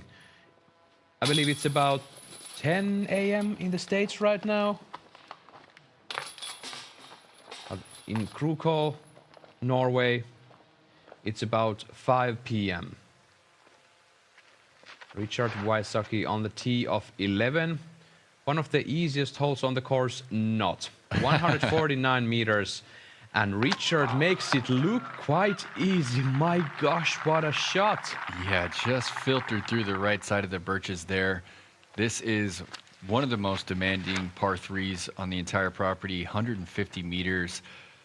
That is a misread, and that is tree love if we've ever seen it. If you head that far right down in the hill, it can take you a couple shots to get back out. And Proctor tries this really steep hyzer flip, but that's too low and that doesn't carry away from the bushes and the rough on the left. Yeah, it can also be an instant bogey if you punch into the rough on the left side. And the first feature card is facing hole number 9 next. Par 3, 85 meters. Uphill shot, feels like 100 meters maybe? Yeah, it does play a little longer because of how uphill you're throwing. There's an early gap off the tee that kind of forces you to choose if you want to throw the forehand up on the hill or if you want to kind of go hyzer flip up the hill. Third easiest hole on the course. And at this point we have 4-way tie on the top. Eagle McMahon and Casey White joining Väinö Mäkelä and Joseph Anderson, 8 down for the day. But these guys are charging up and they're about halfway done. Grenade coming up here. Gannon going flippy. We saw something like this also last year. I can't recall who it was, but most likely, or mostly players will be playing some kind of a mid-range or fairway driver into that hillside. And then there's this guy. You can't see it, but we are nodding to each other with Nate here in the booth. Yeah, that's a quality shot. Pretty high percentage shot if you know what you're doing.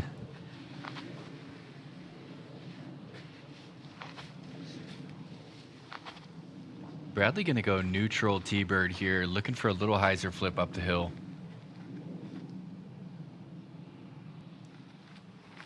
Williams.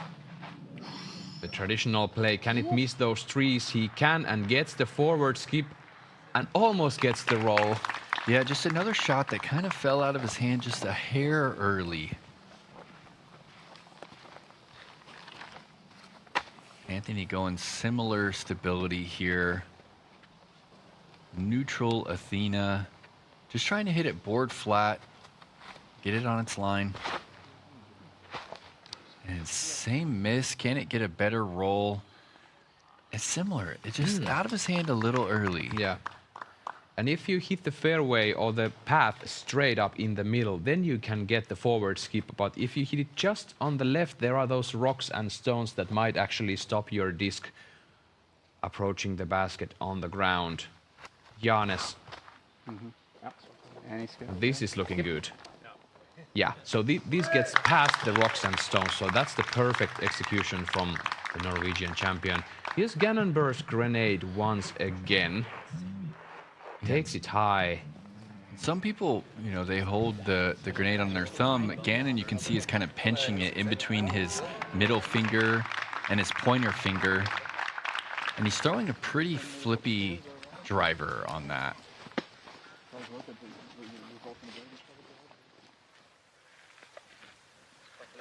Anttila, he's second on hole 11, and now he's putting for par inside C1.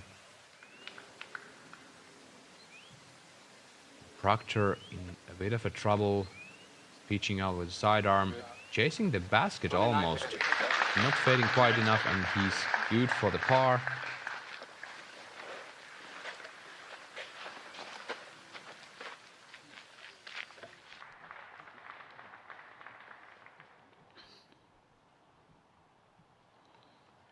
Anthony Barella for a long birdie look, about 16 meters away still.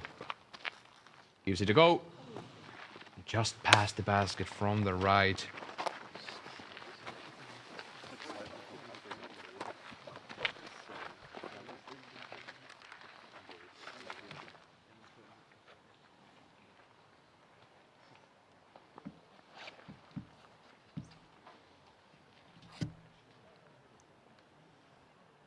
Here's Bradley Williams. About 10 meters left. Raised basket. Pretty safe run.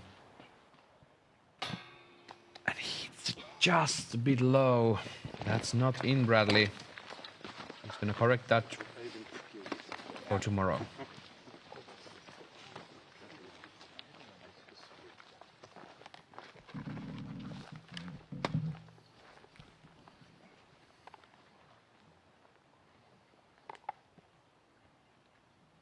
So from the second feature card, we actually got a star frame here. So 4 birdies. Almost a star frame from the 9th card, with Morten Brenna, Knut Wallenholland and James Conrad taking the birdie. Peter Strigler not able to card the birdie there.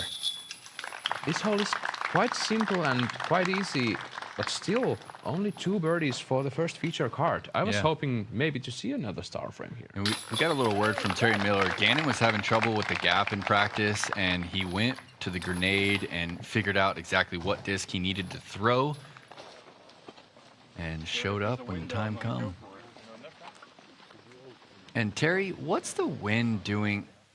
Wait just a second on that thought. We're going to jump over to 11, and I'd love to get your thoughts on the win on 10 as Anttila in for the par after the tree love. And look at this, the rare birdie on number 11. Amazing, amazing, and that's a great catch from the cage. Wysocki gets the birdie, Proctor saves the par. Yeah, I'm really interested to hear about the wind on the next hole for the first feature card, hole 10. Terry Miller on the ground, what are we looking at? Yeah, with them throwing downhill, they're going to be facing a headwind. And this hole kind of plays in the same direction that hole number 5 plays. So whatever they did on 5 is the same that they could experience. However, I think we're going to see some big hyzers going out around the right. That should help take away the wind that's coming in their face. That's great insight from Terry Miller. Thank you very much. And Gannon is lining that big hyzer. And we saw Proctor fail to swing it back in bounds, and perhaps the headwind just kind of flattened it out a little too much.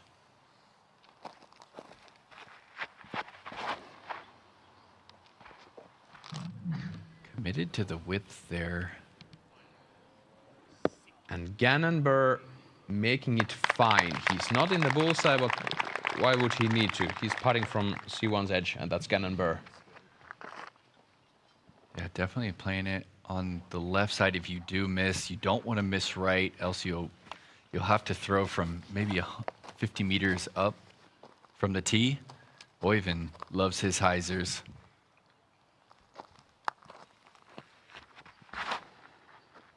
This is looking good if it keeps that angle and keeps coming back towards the basket. Wow. Amazing shot and amazing result. Inside the circle for birdie and just avoiding the out of bounds by a meter. Williams lining to do something similar. A little surprising here. The technician going with the hyzer.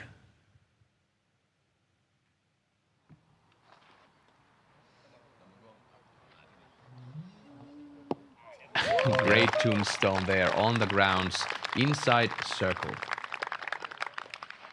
And 4 for 4 on the hyzer. And Barella actually, yeah, he's going with the hyzer, yeah. I was looking at this. Is he going straight or turnover with the fairway driver? But no, he's going up and over. Yeah, I think this is max overstable Raptor, while the other 3 went driver. And that's short. That's out of bounds for Barella, and he didn't cross. Nope, that's the fatal mistake right there. You have to miss long if you throw that hyzer. Running back, Oyvind. Exaggerated tilt of the spine there. Ton of momentum into the brace leg. Oh. Is there a chance that Bradley Williams took down his beard in order for us not to get him confused with Oyvind Janes? Love that. I do see the similarities. Yeah, their height, and I actually also like their form to be quite similar. Not in perfect manner, but there are some elements to it. Wysocki, tee of 12, he's already 7 down without any bogeys whatsoever. This needs to hurry up and take a slight bounce. Yep. Great position there. Full trust. Nicholas, 12 speed, a little higher. Is this skipping towards the left side? Not too much, that's perfect, and great roll away. You want to push this one as far as you can. Take less pressure off the approach. This is a long hole. This is low enough for Proctor to get the big skip towards the basket. That's what he does. Yeah, this is what you're left with when you miss that hyzer. We saw James kind of push this one long, leave himself a putt. Now Barella pushing this one even long, maybe. Yeah, he's fine there. He's looking at his second bogey of the round. Gannon Burr already 6 down through 9 without any bogeys whatsoever. 6 down through the last 7 holes.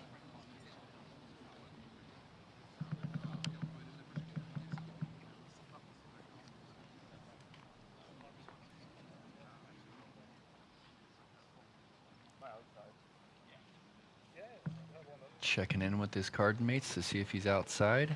Give him the green light. A little bit of left to right wind here on this downhill look. And you don't want to hit the cage on top of the basket and skip towards out of bounds here. The footing is not optimal for Burr at this moment. For the birdie, 11 meters, Gannon Burr.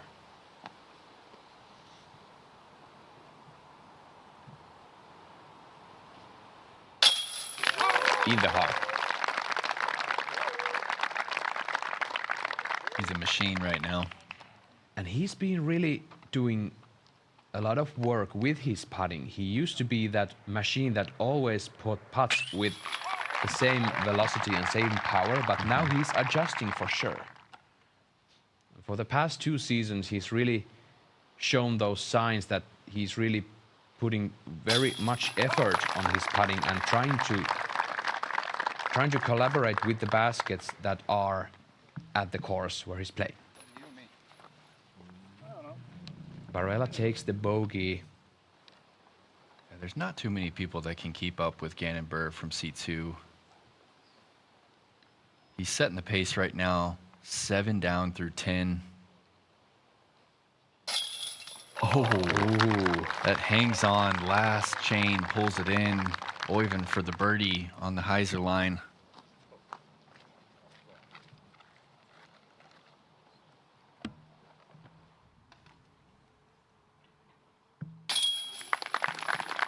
Williams also cards the birdie. He's now 5 down through 10. You just wait, folks. There are so many treacherous holes to come. We're going to move on towards hole 12, where James Proctor is approaching the basket. And is this turning enough? I'd say not at all, but does he get some love? Right. He does. 14 meters away. Another basket on this small mound. Ricky needs this one to turn a little bit sharper. Also, getting kept out of the rough right there. He'll have a look to get to 7 under, to get to 8 under, actually. Nicholas, a little too much turn on this. Is this coming back? No, catches the rough on the right. That's about 12, 13 meters uphill as we're going to fly over this hole. 11 coming up next for our first feature card. Par 3, 149 meters. What's going on? This is a really demanding tee shot right here. It descends about 5 meters from the tee to the green, so you have a little airspace to work with to try and get it out to 150 meters. The hyzer is kind of blocked off from the tall birches on the right. Hyzer in front of those birches is the safe play for the par. A lot of players to attack this one, they kind of throw it at the tree line on the left and get it to flip up late, or just try and throw dead straight 150 meters if you have it.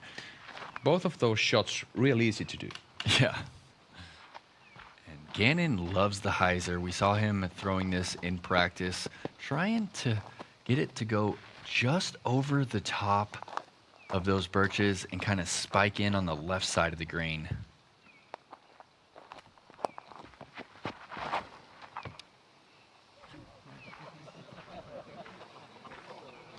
Crowd is giving some laugh and cheers about Gannon's power. He's hyzering pin height, but he's quite in jail. Yeah, it looked like he flattened it out a little too much. Didn't give it the height he needed. We're even going to see that line and try and correct on it.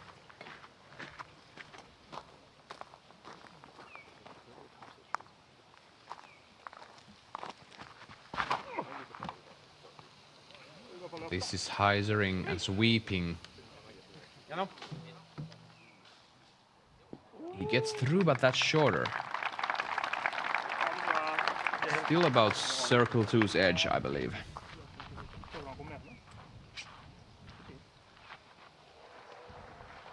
Bradley Williams, third on the tee. He's going straight with a subtle flip.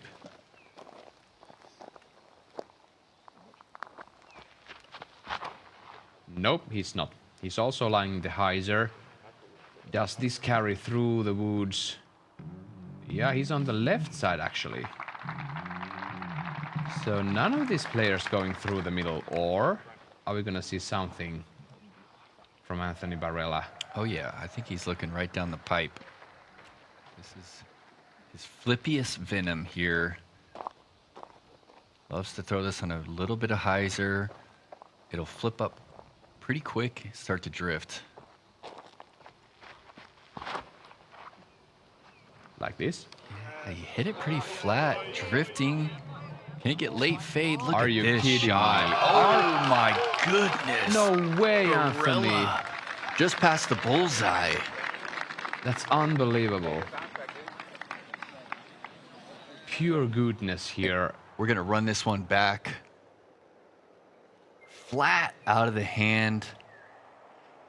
Gets that drift right away. But then finds stability about 3/4 into the flight. Nearly hits the bucket just past the bullseye. Replay brought to you by Nakwa Adventure Gear. And as we're heading up there, Terry, what was Gannon Buhr's lie like after that hyzer? Yeah, kind of filtered down, and it's going to be around circle 1. He's going to have a look at the pin from pin high. It's just a matter of will he have a good, clean swing. His footing's going to be a little awkward, but he's got to look for birdie. That's some great insight from Terry. Thank you so much. Here's Anttila going to the knee and cashes the putt from 16 meters. Niklas Anttila takes the birdie on 12. Keeping his round alive with these C2 makes. My one on goodness. 3 and then one here on the 12th. He was due one. Although we didn't have time to call that because these players are charging and running from hole to the next. They are not easing up a bit.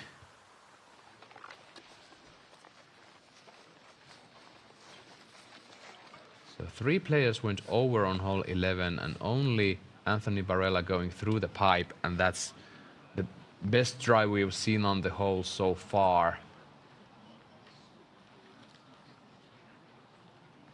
Here's Giannis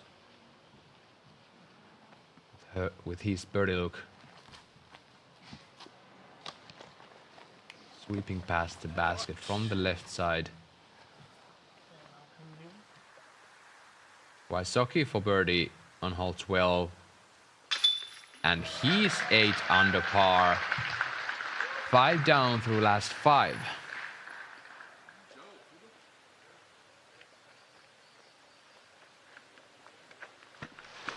I'm seeing that huntsman look in Ricky's eyes right now.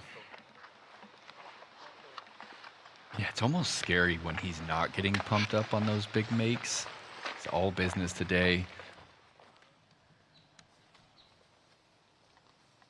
I believe Bradley Williams just laid that up. He didn't want to go for it. He's under the basket for par. Gannon Burr. He's putting for birdie. Also going to the knee, just outside C1. You can see that marker there on the ground.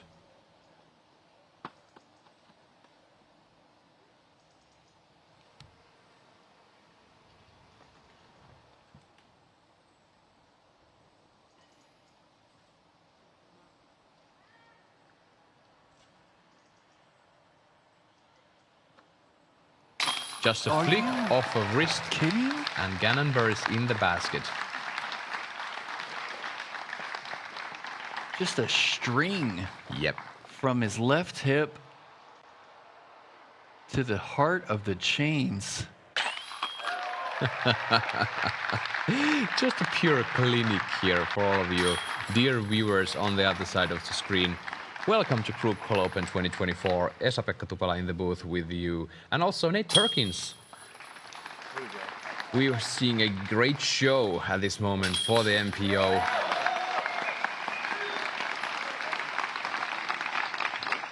And we'll be right back, folks. I'm gonna need a breather after these kind of things.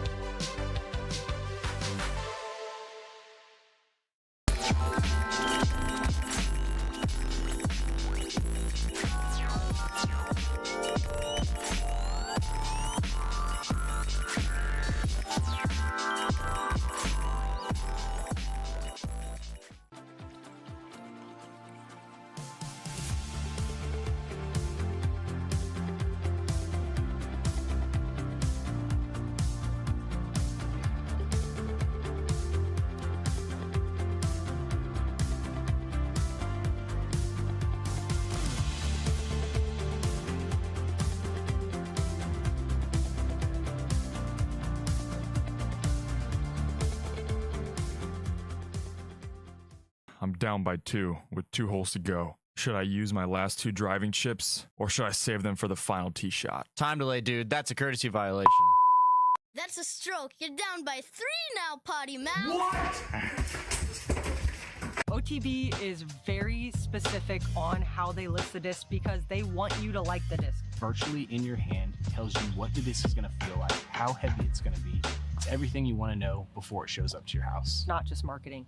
It's only the best. Mark your calendars for the European Disc Golf Festival, a disc golf pro tour event in Estonia at the historic Tallinn Song Festival grounds from July 24th to 28th.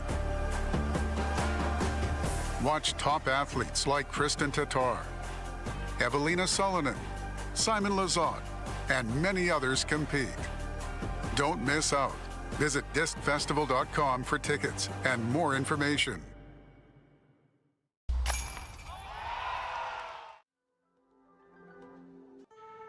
The Krokhol Open is presented by Latitude 64, when quality matters.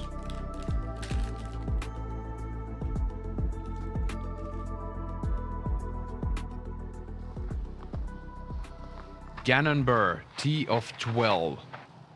Par 4, 267 meters. That's fine. He's inbounds off the tee.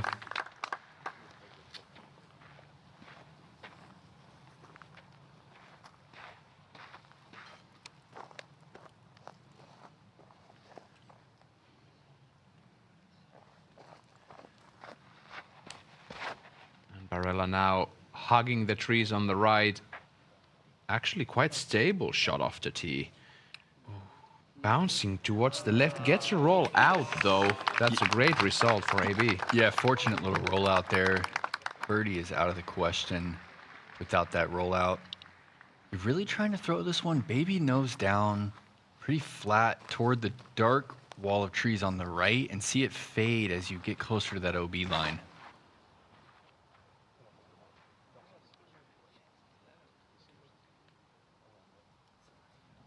Giannis in the middle of the tee and even gets a couple of feet rolls towards the out of bounds, but he's looking at the basket straight up. Bradley Williams fourth on the tee. -5 at this point.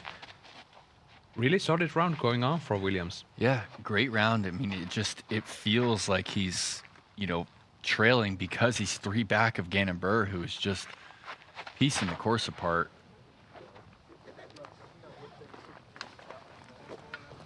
Yeah, Bradley really using all of the fairway there, pushing it up. Come Great on, Bradley. position. Great shot off the tee.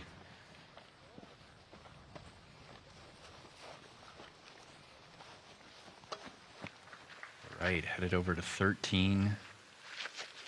You're pretty protected here on the tee. That needs to hold. Those like to roll back down, and that stays inside the circle for Ricky. Throwing over this little pond right here. Nicholas leaning on the ante. That needs to climb the hill, and it's not going to. That'll be out of bounds. And nearly a re-tee for Nicholas. Proctor taking this save towards the right side, although he's in bounds. Look at that rollout. Just barely flipped over. That'll be a death putt coming back though. Where can I send my applications to? I want those too. I want to get back in bounds after those kind of rolls. Great job there. That's what happens after you win on the Elite Series. The disc golf gods just start to look after you. That's it. He's flashing that Swedish Open ring right there. Yeah, that's it. Ricky Wysocki and Gannon Buhr at this moment tied on the top. Also, Morten Brenna has joined the -8 club for the others. Barella at this point 2 under par for the round. He still has time though. He's gotten 2 bogeys and 5 birdies so far.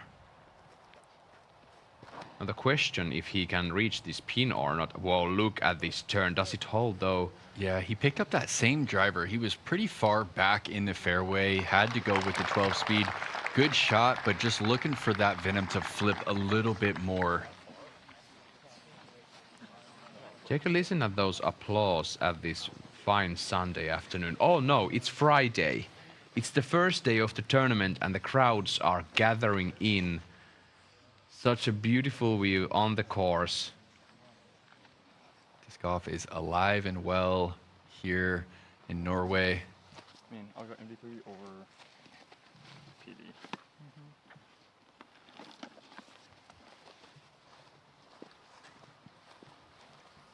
Getting a little insight right there from Gannon.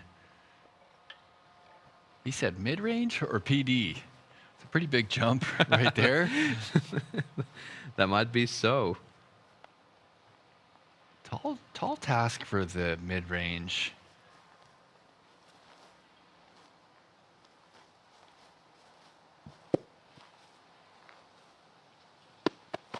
Yeah, he throws the mid down. He's gonna go with the PD. Doesn't really have the space he would like to shape this one from left to right. Looks like he's lining up hyzer flip. He likes to throw this disc with a slight hyzer and then just go straight forever. Oh, and that's pulled. Does that survive? It seems like he's in bounds. Total pull to the right.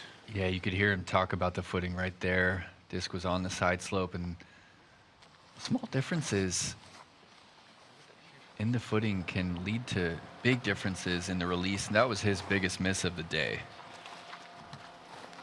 Still looking at the par, so practically no harm done. Oyvind, he's second, looking straight at the gap. Piercing it with a subtle flip, but not enough. He's hyzering to the left. Oh, and he doesn't hit anything. He's deep in the forest left.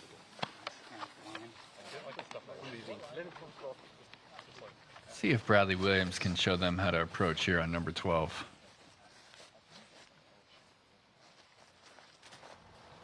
Yeah, going 7 speed.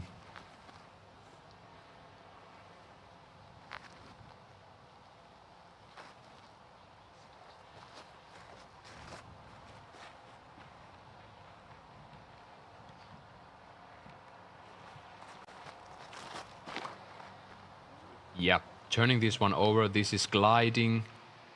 Now it's getting stable and needs to settle.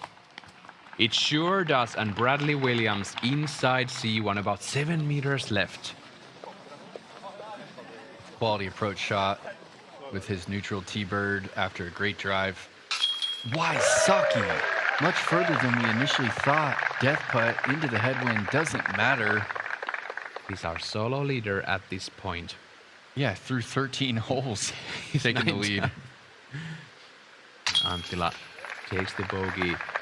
Terry Miller on the grounds at Krokhol. Did you have a visual of how far did Oyvind Janes go to the left side forest, and how bad could that be? Actually, you said it didn't hit anything, but then when it hit the ground, it actually caught edge and then rolled back to the putting surface. So he's going to have maybe a shallow circle 2 look and a pretty favorable roll. And we've seen a number of those on this hole today. That's great news for the Norwegian. Thank you, Terry. Here's Gannon Burr now with his third. This is going to be just a jumper to lay up the par. And that's turned a bit. Does it stay, though? Yep, it does. Doesn't get any rollaways. Looking at the 4. It's par 4. Hole 12, 267 meters. It seems like every year they make this place even better. Last year's coverage is, as we see, Wysocki on tee of 14. Trying to get this turned. Hits the rock, edge of circle, leaving himself another tester putt. Hasn't missed one yet today. Janes on 12. Hits the flag. It's high. So this course keeps getting better, and it practically is quite different of a view when you're there on the spot, as Jakub Semerad almost chasing the basket. He's in 6 meters for the birdie off the tee. They've done so much more work after 1 year of the last year's tournament. Such a beautiful place. Please put this one on your bucket list if you're traveling in Europe and as a disc golf tourist. Oh, great up and down for Anthony from deep in the fairway. Trees kept him out of the rough right there. Good from 7 meters. Bradley here from 6. In for birdie for Williams.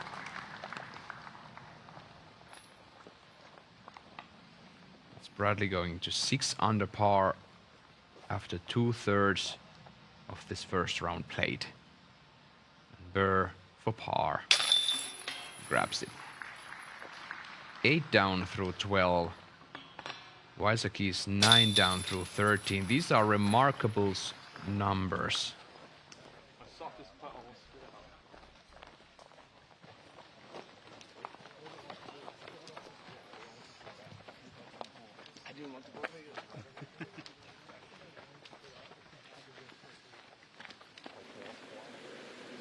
Wysocki for birdie on 14. Ooh, and hits the band, settles in the bullseye though for par. Not quite able to continue the streak to 7 birdies in a row. But now, remember to explore our latest DGPT Out of Bounds discs by DGA. This exclusive collection introduces DGA's inaugural Granite Swirl series, showcasing the LE Granite Swirl Rift and Granite Swirl Squall, available only at the DGPT Pro shop. So use that QR code on the screen to grab one today.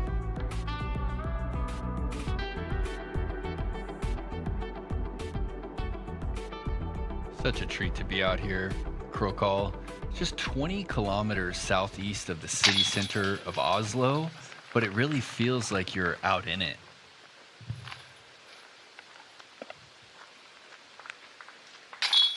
And it's an old golf course, but you can hardly tell. Most of the course, you don't see old golf fairways, you don't see old golf greens.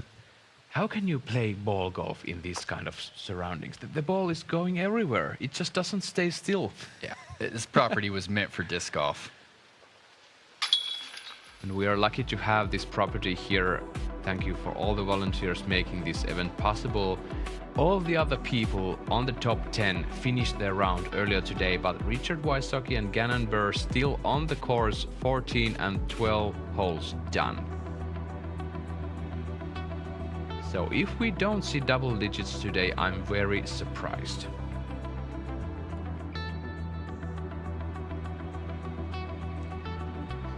Bradley Williams 6 down, Irvin Giannis and Anthony Barella 3 down in the first feature card, and the second Ricky Wysocki 9 down, Niklas Anttila, Jakub Semerad 4 down, and James Proctor 3 down after the double bogey on 10 and then 4 straight pars. As we look at take a look at hole 13, par 3, just under 100 meters, but the water is everywhere. Yeah, it's everywhere. Basket up on the mound. You can't really see your disc sail this one deep, or you'll likely find the OB. We saw Nicholas put a little too much angle on the forehand. Forehand is a pretty common play. You want to hit just in front of the basket. Use the hillside to slow your shot down.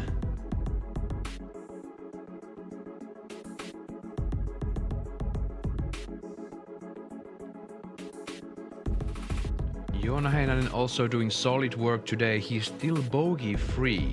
Only 6 birdies and all the rest are pars, but still surviving this course bogey free would be a big achievement. It sure would, and Joona made a great run at the Finnish national title last week. Ended up tying for 3rd place. Anthony actually going with the backhand turnover here. There is a little room on the right side. Not really trying to pin this one on the backhand. It's a little too dangerous. Left to be seen. Ooh, going over the top of the wall right there. Hit something. But does it stay? It kind of stalled out, and that's red flag. Anthony Barella gets the red flag on hole 13. Bradley Williams taking out a 9 speed. He's trying to chop this out on the little Annie. He's kind of giving us the line he's looking for right there.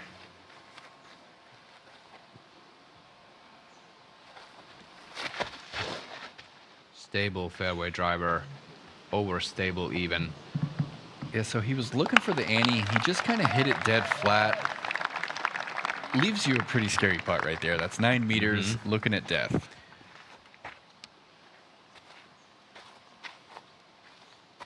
Gannon Burr having a fight with some local intruders. Also taking the sidearm off the tee. Maybe wants to challenge the river ever so slightly more. Yeah, he's certainly trying to park this. A little bit of Annie. This is his favorite shape to throw on the forehand.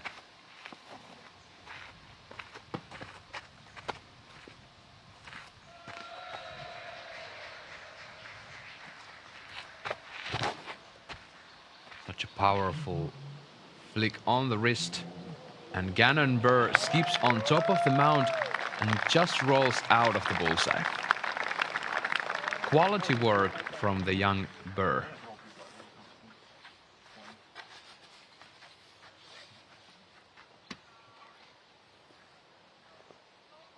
He's looking to go 9 down through 13 to match Ricky Wysocki. And here's Erwin Jans. This is looking beautiful. He wants it to stay. Sit. Oh, and that needs that roll out, and it's not going to get it. Oh, he doesn't need one. Oh, that's the OB line right there. It looked like he skipped past that stake, but it kind of curls out to the right. Ricky here on the par 5. That's low. Does it have enough? And is it short enough to avoid the out of bounds? It should be. He's getting some claps. Green flag. Just need to get that one in play on the par 5. You can go big on the second and the third shot there.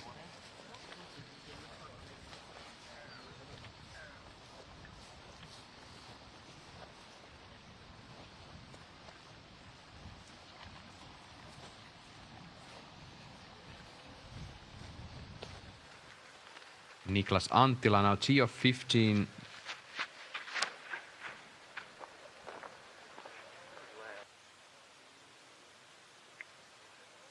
This was hole 16 last year, but we took away the hole 13 from last year and we made a brand new hole 18 for you folks, and it's a tough par 5 for the both FPO and MPO. They're playing in separate baskets.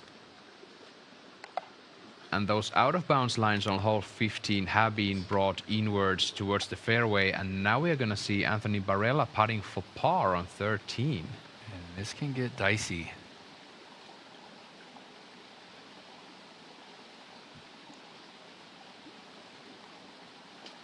He's going for it. Oh, what a time to get aggressive. Stop! Amazing putt from Anthony Barella to save the par. Just a nice little stepper in the chains on the right. It takes a lot of confidence to even run that from outside the circle. Delivers it right to the heart. And here's Bradley. This is pure death putt. He's been so comfortable from this distance.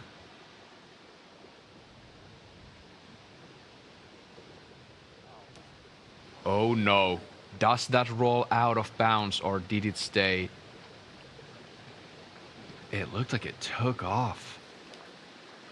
Terry Miller on the field, please provide us some information. Yeah, funny enough, I'm actually on the backside of the green up on the next hole, and I saw it roll all the way down the hill, but I couldn't tell if it went into the water. And even Bradley's a few feet from it, and he still can't tell. It's going to be just a moment here. And if he is down there, it's going to be a very obstructed putt. And he'll have to decide if he's out of bounds, if he wants to putt from there, or if he wants to go to his previous lie. That's a huge mistake for Williams, for he wasn't running that with effort. He was kind of half running it and getting those doubts just before releasing the disc, would you say? That's what I saw. I saw the fear kind of creep in to last minute and just not allow... The fear didn't allow him to really put effort into the putt. And somehow it always knows. When you throw a shot full of fear, I mean, it hit so flat and it still rolled deep. Inbounds for Williams. So this is for par. That's going to be a 3-putt green for Bradley Williams. He's going to want to take that back.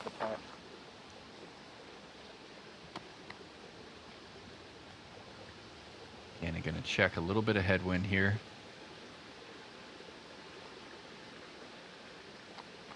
This is to match Ricky's pace through 13.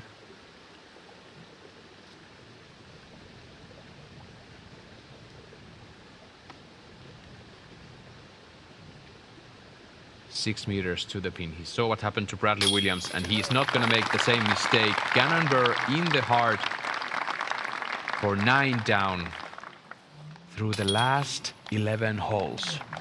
The guy's a beast.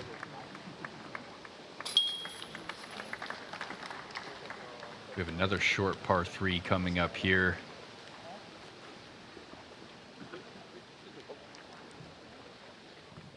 First, we're going to jump over to the par 5. Ricky was just barely in bounds there. Just looking to throw a hyzer out here, trying to get up to flat ground. He'll be way back in the fairway for his third. It's a big shot coming up.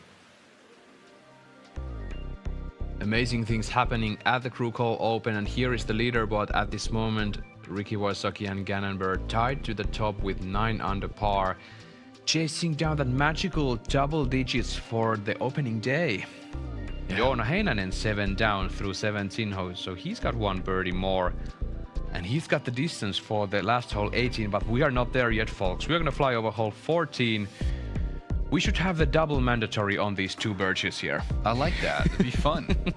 Because right now it's the second easiest hole on the course. It would probably become the hardest hole on the course if we played double mando right there. And we just saw Ricky take a par, but this is just over 100 meters.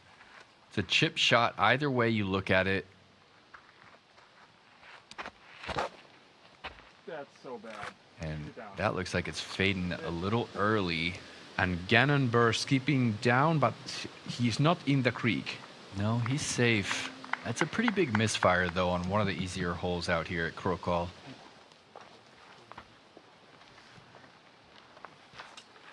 Maybe these guys are so advanced in this sport that they just can't play simple holes anymore. Yeah, it's right in between a mid-range forehand and a fairway forehand for Gannon. Anthony Barella with the backhand, going from the right with a really stable disc. This is looking fine. Does it settle? Really well done. About 9 meters left for the birdie for Barella. Yeah, don't see that play too often. The baby flex here, really overstable plastic AB just threw. Oyvind still going driver here. Flattens it out. Does it have enough fade? Punches through. He'll have that same tester that Wysocki just missed.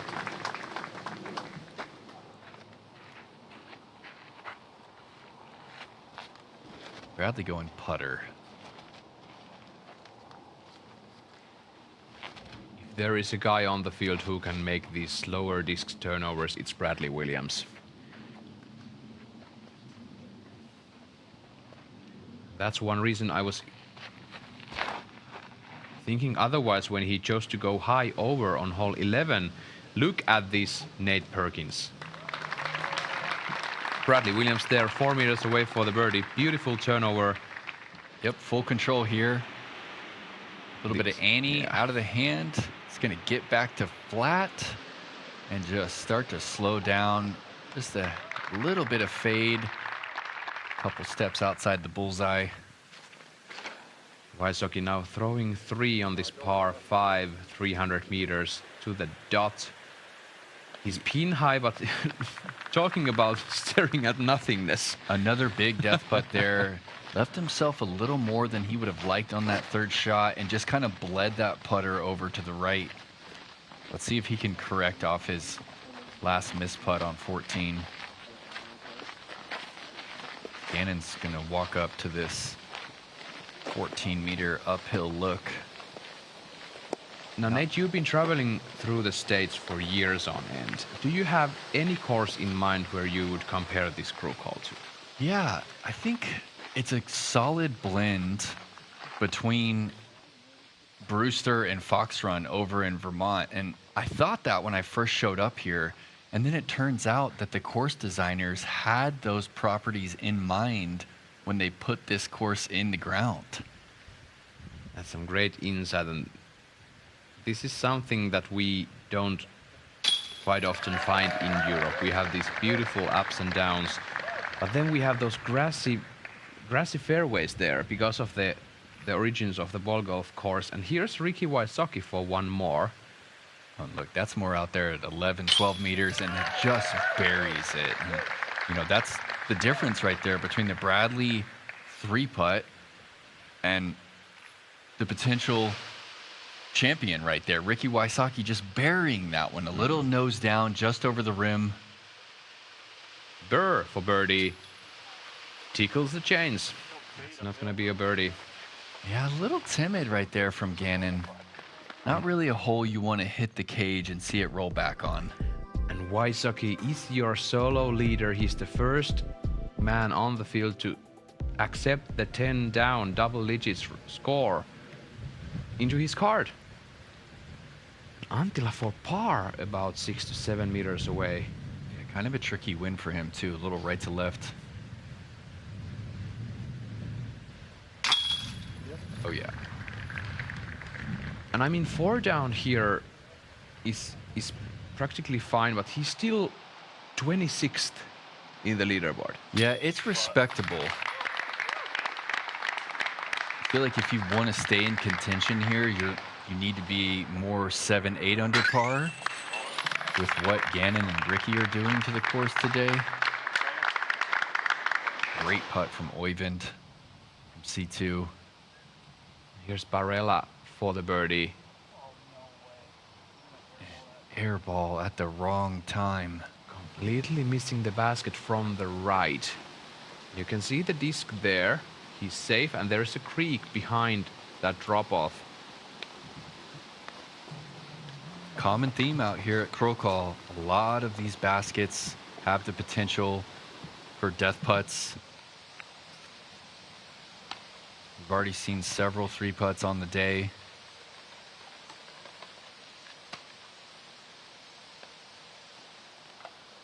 He's got more coming back here for the par.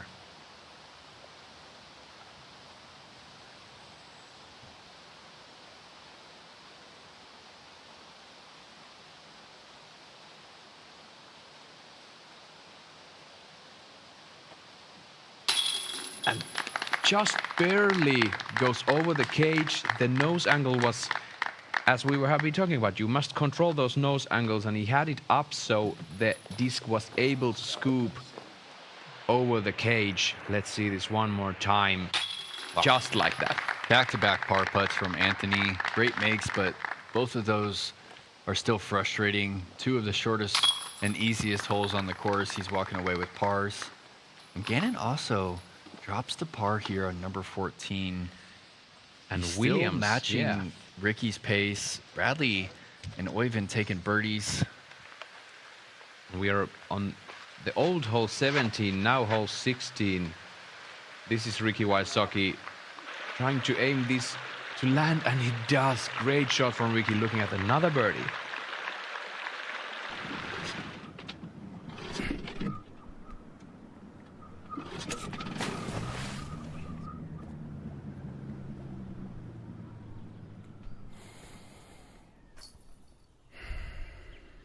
This sport is about trust. It's about confidence in your disc. All the untold hours of development and commitment are here for you. The MVP Pro Shop. Start your journey today.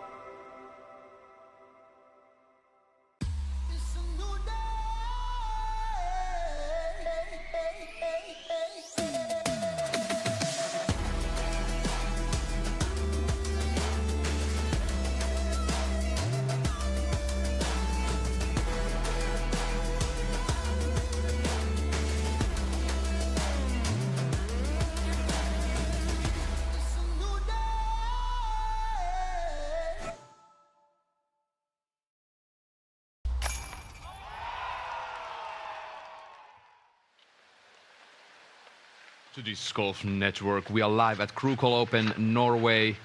Niklas Anttila, tee of 16, needs this to hyzer towards the basket and settle before they're out of bounds. And it does so. Wow, perfect execution from Anttila. Yeah, that rock wall right there is out of bounds. You cannot push this one deep. Even here on the par 5. Don't need a ton of distance off this tee. There's OB everywhere. You're kind of guarded on this tee right here. It's hard to really tell what the wind's doing out there. Terry Miller, can you give us a wind read out there in the fairway? Yeah, they're playing with a little bit of a left to right. And like you said, it's guarded. But as soon as it gets out into the open, it's going to push a little from left to right. But then it goes right back into this hallway of trees. So we'll see what they can do to adjust for all of that. And Gannon, perfect wind read right there. It's maybe faded out a little early, but finds a green flag. Gets the applause. That's a great sign for Burr. We have yet to see a straight shot land in the middle of the fairway, and that's what you're looking up here. Of course, you have that fence, but if you're in the middle, you have a nice footing, and then you can choose to go from either side of that center obstacle. Williams on the tee, -6 for the day. This is turning. Does it keep on doing that? No, yeah, that's safe. And they're not actually going to that narrow gap, it seems like, from the tee. No, they're not trying to bite off too much distance. They just need 100 meters on the first shot and then maybe 120 on the second to really put themselves in prime position. AB going fast here. Yeah, he wants something to happen. He's far down from the pace. Oh yeah, he's going for the eagle. What? Got on top of that driver, needs some help to get out. Oh no! Did you hear that crowd? Oh. They were starting to cheer, and then the disc just died. Now, where did he last cross is the question. It flipped early, tried to get back in bounds.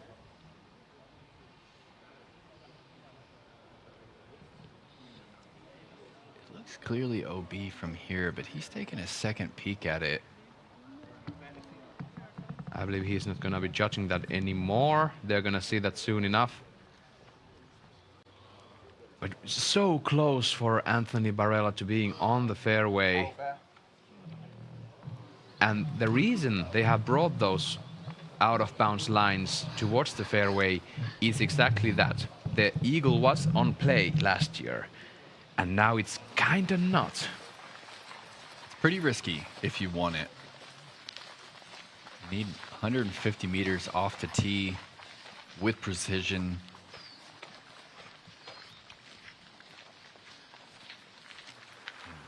We just got word from Terry Miller that Anthony Barella actually hit the stake on his way back in, kept him out of bounds as Anttila taps in. Here's Rick, death putt, a little bit of headwind.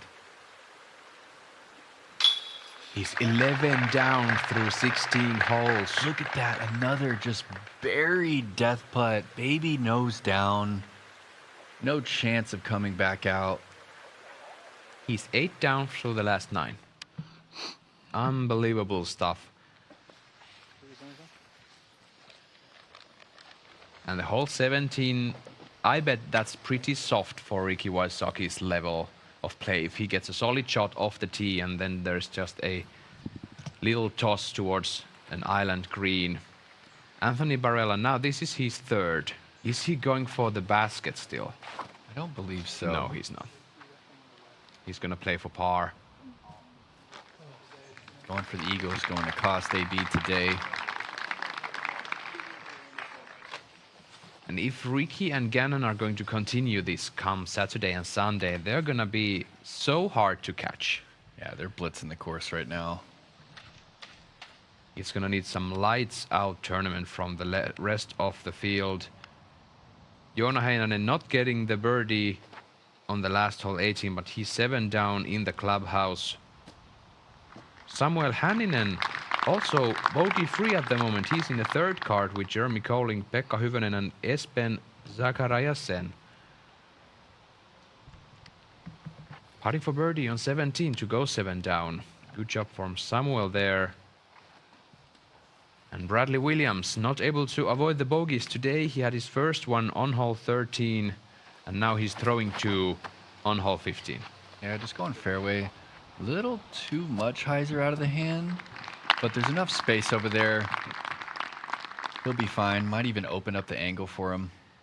He's throwing that same disc with hyzers, with anhyzers, with everything. Yeah, that's his neutral T-bird, and that's just Bradley's game right there. When he finds a disc that's flying well for him, he'll kind of lean on it.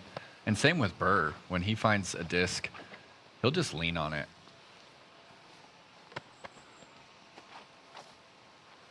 And he's going a different approach here. Gonna get a little spiky with this one.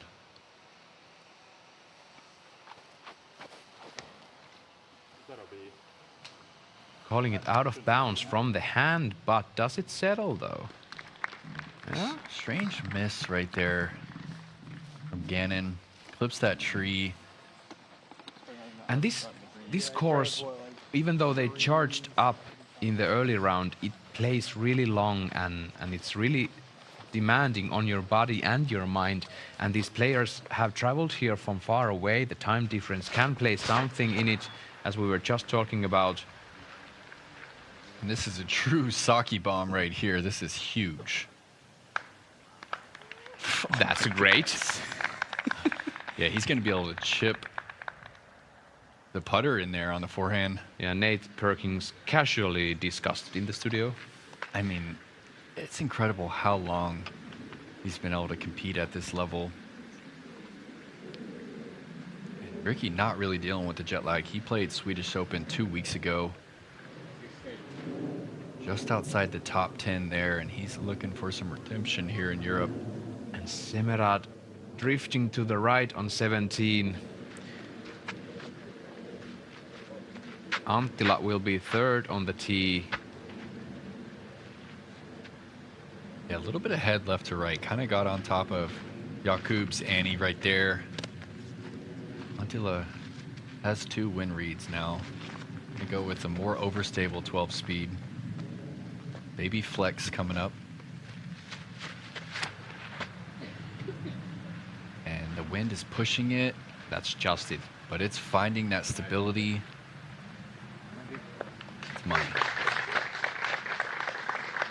Second place at the Finnish Nationals 1 week ago. Anttila put up a fierce battle, but Teemu Talikainen was able to come on top. Anttila is making it all that he can, and Gannonburr approaching the basket on 15. Terry Miller, what do you got for us?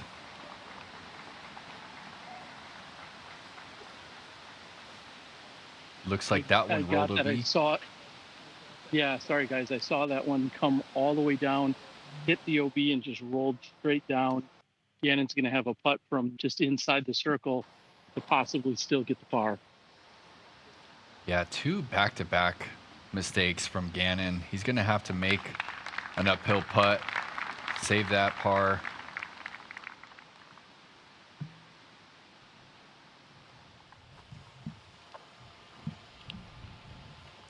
We talked about this with Juliana Korver earlier today with the FPO. There is not a minute, not a second even on this course that you can lose focus and just drift.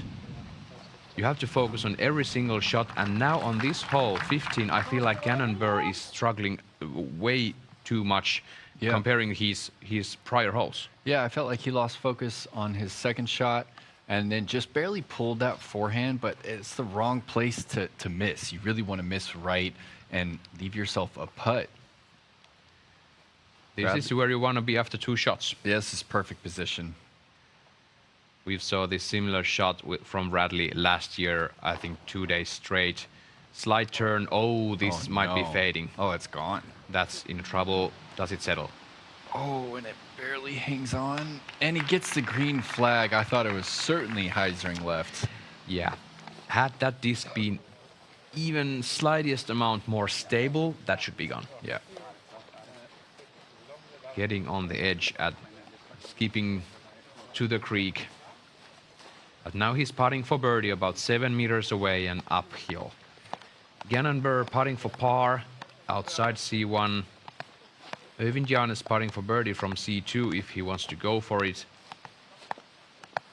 And AB still has a par to save from 11 meters, so big struggles for the first feature card on this hole. We had 1 birdie and 3 pars for the second feature card today.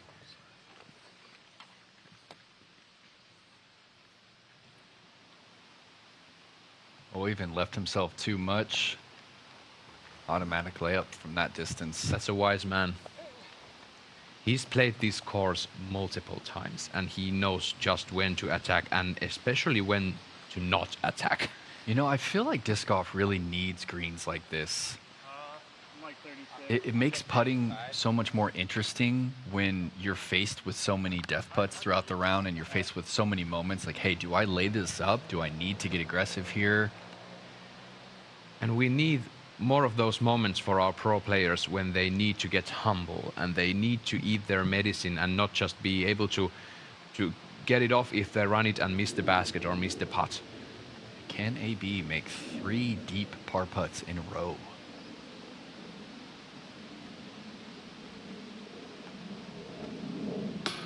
Nope. Not to be.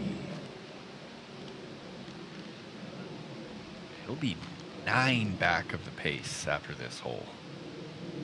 And that's gonna bite ya. One of those front runners on the tournament after that 4th DGPT win on his season. And Burr now trying to save the par. The wind is still kind of absent.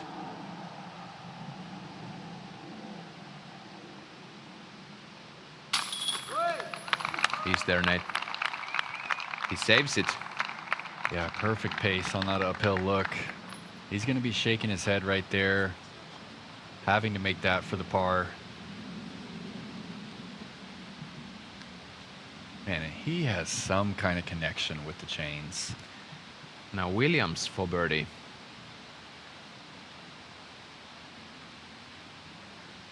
Nine meters away. And doesn't get it high enough, but it settles. Half a rotation short. And we actually just got word that Gannon Buhr was issued an official time warning after throwing his 3rd shot right there. Not the first time that Gannon's been warned for the past few seasons. Yeah, he's been there in the conversations about risking that time limit that the players have on their turn. Yeah, he used to have a reputation of taking too much time. It feels like he's really distanced himself from that. He's quickened the pace on both the putting green and the fairway shots. We'll just have to see how that affects him on these remaining 3 holes, if at all. James Proctor now throwing 2 on 17. Big drives off the D for the bunch. Oh, no way! It's in! James Proctor throws in for the eagle on 17. Oh, just buried. He's in. Yeah, run it back with Zuka replay. Come on now. And there's hazard all around. If you miss the basket, you can likely skip over. Doesn't matter. That is on the pole. What a shot for James Proctor. Congratulations, man.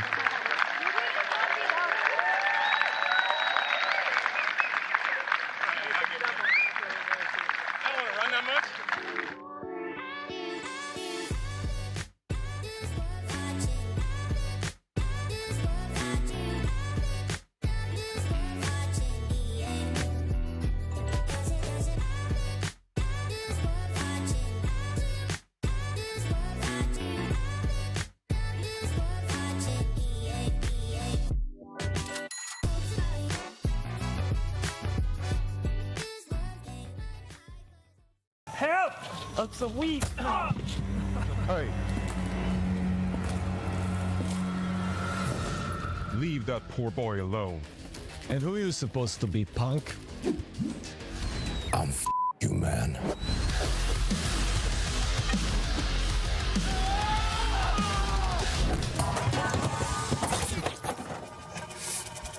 Huh?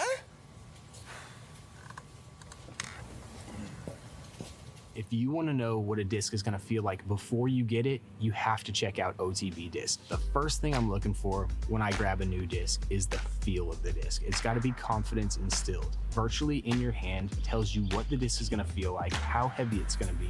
It's everything you want to know before it shows up to your house. It's really, really helpful in not only finding a disc that looks beautiful, but is also exactly what you're looking for it to feel like. Of course, when you're dealing with OTB, you're going to get only the best.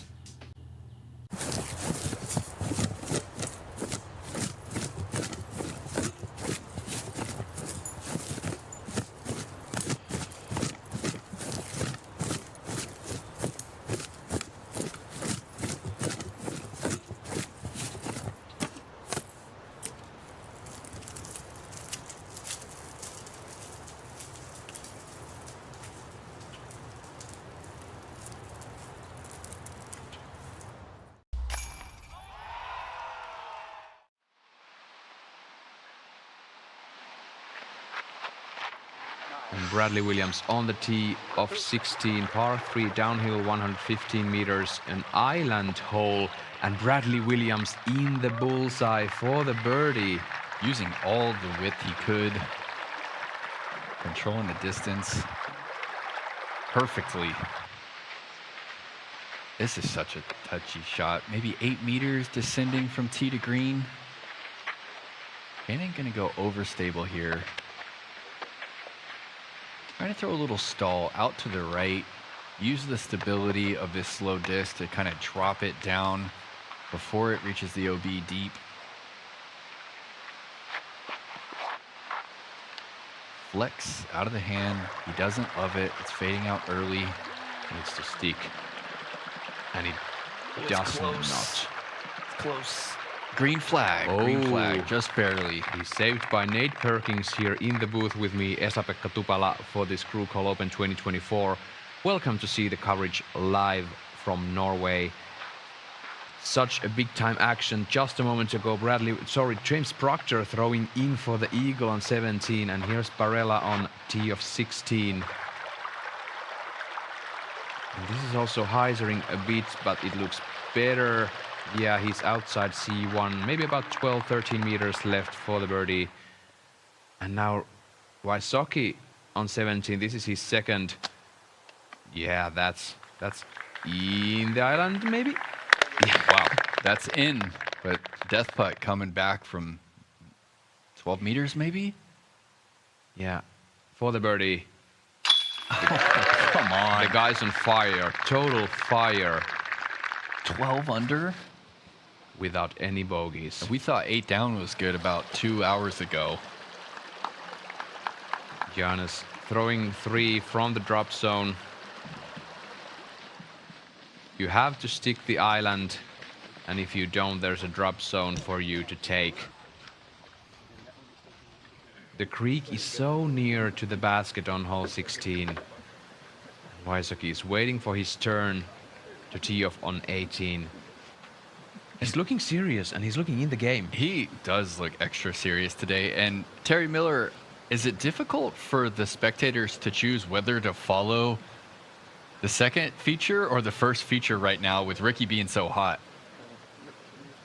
Yeah, I think that's been a kind of a problem all day, is deciding where to hang out. And I think rather than following cards, there's a few spots on this course where spectators are just hanging out, trying to take in as much action as they can, and they're waiting for multiple cards to come through. So it sounds like there's no such thing as a bad seat in the house out here at Krokhol.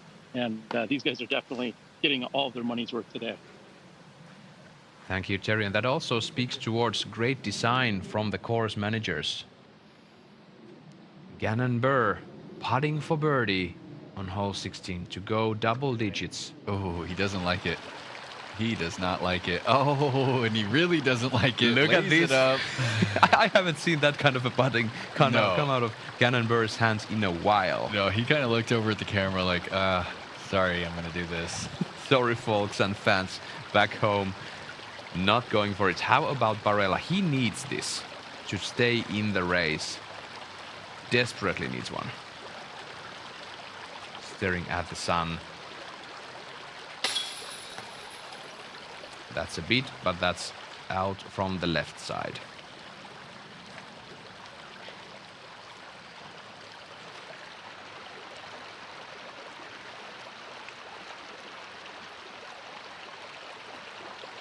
Now Oivin for the bogey, missing the island off the tee, and he's gonna take +1 on this hole.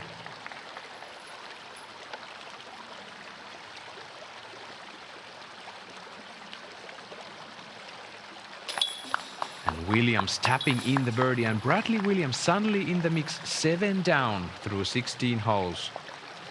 And he has the capabilities to go 30 birdie here from 17 and 18. They're moving on towards the second to last hole on the day. Here we go, flying the 17th. Again, it descends about 8 meters from tee to green. Tee to the fairway rather, and you really need to bite off a lot off this tee shot right here. There is OB on the right. There's a little bit of left to right today. We saw Jakub throw too much ante and find the rough on the right. Check out what happens with this OB line up here by the basket. The stakes mark the OB, or where the hazard starts rather, and then the rock wall, if you're outside of it, you're in the hazard. So it puts a lot of pressure on the approach shot. Ricky on the 18th.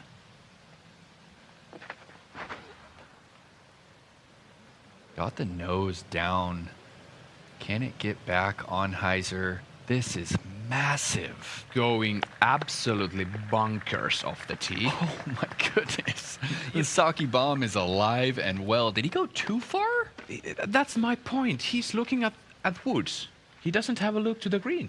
He might throw another Saki bomb on Heiser into the green. I don't think we've seen the eagle yet, but it is possible.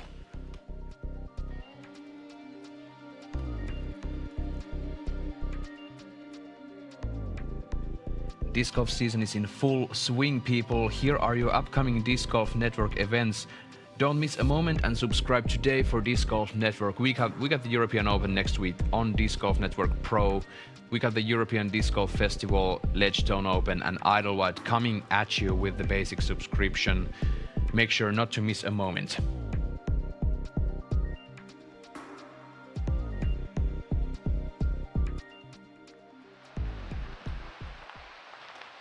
And Bradley Williams on the tee of 17.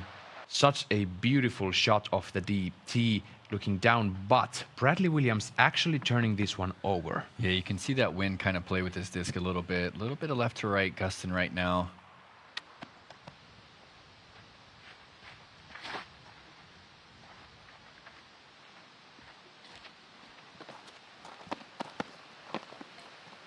Gannon Burr next on the tee.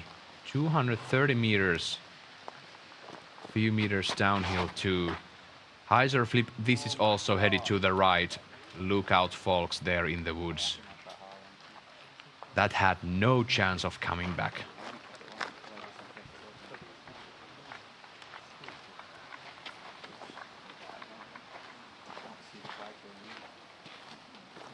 Anthony Barella. Here we go, buckle up for this one. Not playing his best. Gonna really get on this disc. Yeah, he wants to show us something now. Casual rip. Is that overturned? That's going to the woods and fast.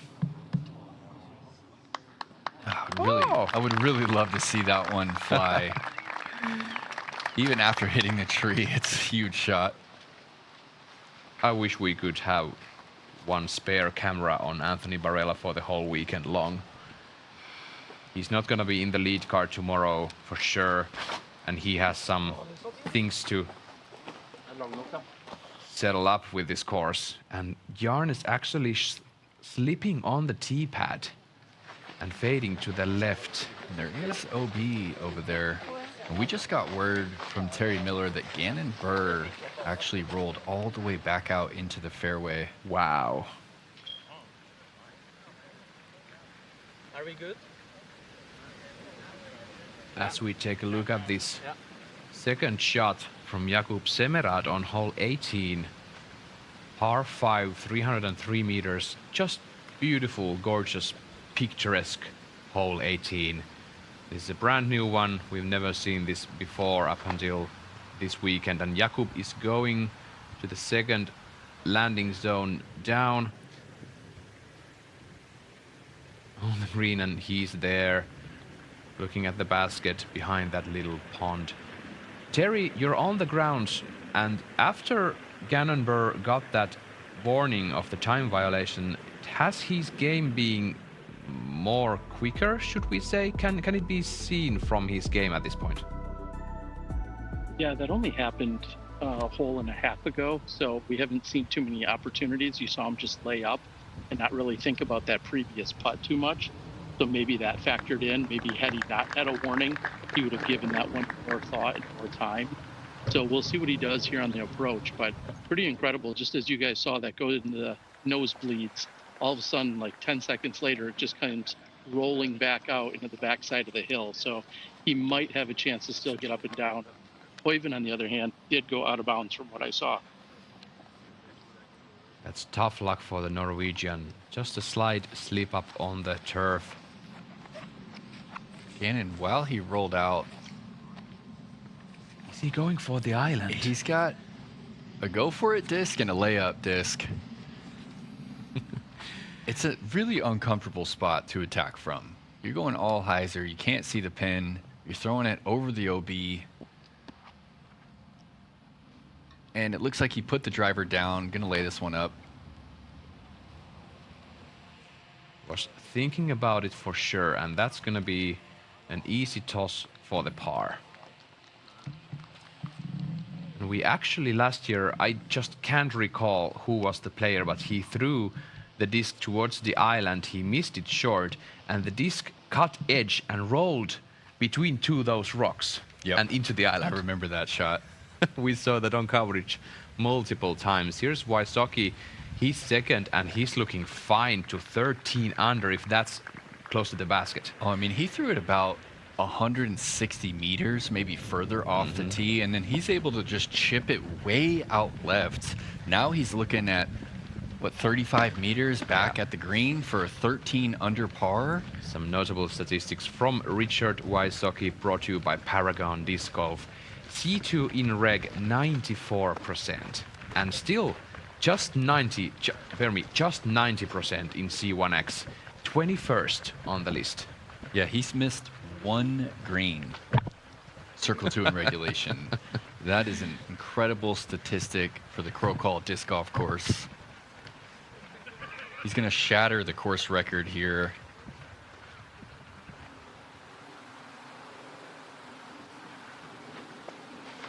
James is attacking this green for the eagle. Got the driver up, finding the stability. And he gets... Is he putting for... No way, James Proctor. No way you're going to be putting for second eagle in a row. Back-to-back eagle? Yeah, I'm going to correct myself. He wasn't putting in 17. And this is Barella. He almost hitting the pin. If James Proctor takes 2 eagles in a row, that would mean that he's 6 down after the last hole. From 2 down to 6 down. Yeah, bogey, eagle, eagle. have you heard of that? It's rare. That would be something else. And if there's a guy who can achieve great things on the putting green under pressure, James Proctor.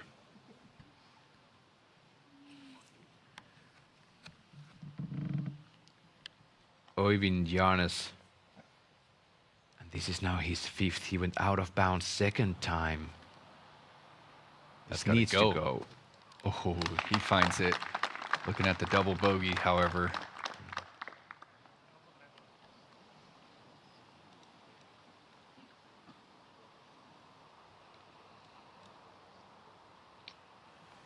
And Anttila on 18. This is his 3rd, approaching the basket. Short distance left. Really stable, slow approach disc. And he's about 6 meters away for the birdie. That would take him to 7 down. Think about that. Anttila wasn't in the game for a long time, and now he's looking at 3 straight birdies to finish his round. And that's Burr throwing 3, looking at the par. Yeah, 7 kind of feels like still relevant.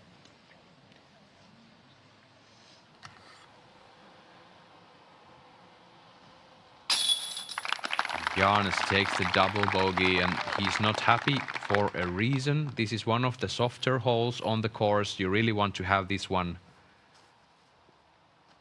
Burr takes the par.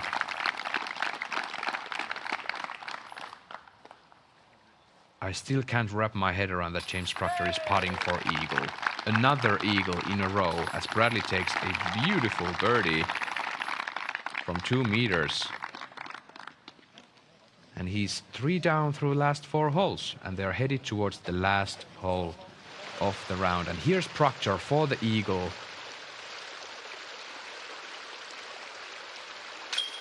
He's in! James Proctor takes the eagle. Come on, man. Back-to-back eagles. You are not... You got to be kidding me. This is unbelievable stuff. Straight from Norway. He's enjoying his time now. Yeah, keeping his tournament alive. I mean, going back-to-back eagles, and depending on what Ricky does, he could be 6, maybe 7 back. Unbelievable stuff for James Proctor. Wow, I Need a Breather will be back in just a short while, folks. Jonathan! Jonathan! Jonathan! Wow! Jonathan! Skulle du visa? Hi. Yeah, check this pad out.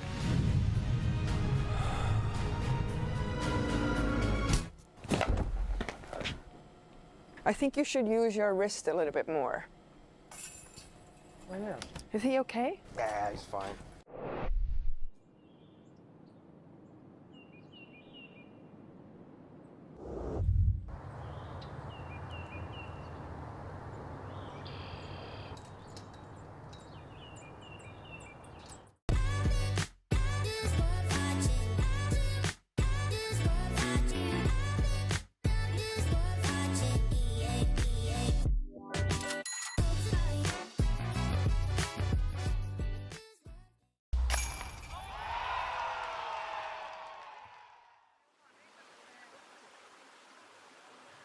On the green of 18, the second feature card finishing off their job, and Jakub Semera takes a birdie, and now he's 6 down.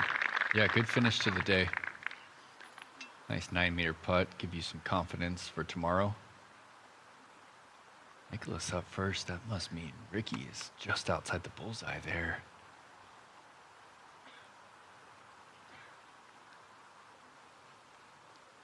Anttila for the birdie.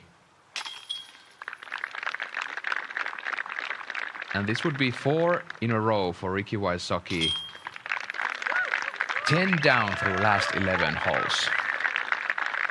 He's looking dialed right now. I mean, 5 pars. What a day for Wysocki.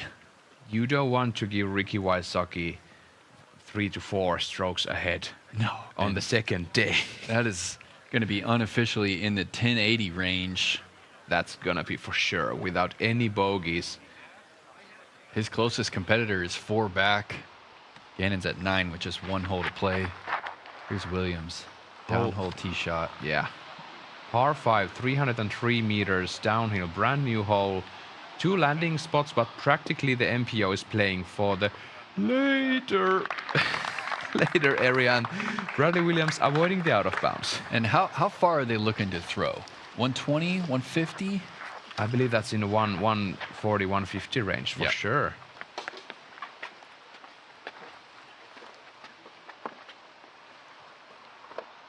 That's marked 156 meters to the second landing spot, to be precise. Yeah, so we're talking over 500 feet on this downhill shot. Right there is that's the in the money zone. Yeah, that's the 156 marker right there. That's right about where Proctor got up and down from. No doubt AB is going to be going for the green in 2. No doubt, no doubt.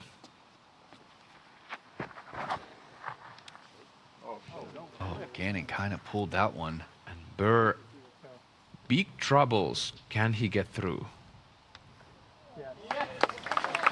Finds the green flag. Gannon's shaking his head. Just like on hole 4, splitting those trees. He didn't like it. And he shouldn't have been liking that one. Oyvind Jarnes from Norway, multiple-time Norwegian champion, takes a sweeping hyzer, looking solid. Can it land safely? It can. Skips to the sweet spot. It's a rarity that we can play this kind of a course with this kind of views. Look at this. We're gonna fly over hole 18, almost 1,000 feet. Yeah, beautiful finishing hole, brand new this year. You need at least 120 to clear that first out of bounds river. You need about 150 to put yourself in prime position here. Most players are then playing a hyzer out left of this pond and leaving about a 30 to 40 meter chip shot over the pond. We've seen a few players now attack this green into. It's very possible if you put yourself in position. Let's hear from Richard Wysocki. He's in the clubhouse, 13 under par. Let's hear from the guy.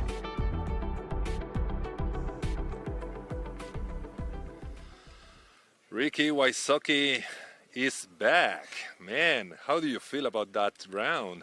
I feel really good. I felt like I was really controlling my game. I felt like I was hitting my spots on the fairway, hitting my landing zones, and I had a lot of very makeable putts. I was landing on the right side of the green. Out here at Krokhol, the greens are very sloped, so you got to be on the right side of the basket if you want to have a good putt at the basket without having a death putt. So I was able to do that, and I made a lot of circles edge putts, which were definitely a huge reason why I shot as well as I did. This season you had 5 podiums between DGPT and PDJ major events, and then it came the Preserve where you got the victory. Is that what you needed to break off and have an exceptional season? How do you feel? Yeah, definitely. I mean, I think it's, I've always prided myself on consistency, and that's something that I work on my game constantly just to be able to level up in ways that I maybe haven't in the past. And so that's something that I really work on week in and week out. And so I think the podium finishes are definitely something I'm very proud of. And of course, I'm always trying to win. But if I don't have my A game, I still want to grind and claw my way into a podium spot. So yeah, it was, consistency is what I pride myself on. Congratulations on that minus 13, and see you tomorrow on lead card. Let's do it. And Ricky Wysocki is going to crest 1090 unofficially at the moment on that 13 under par effort. And there's that hyzer out left. Williams didn't go for the eagle.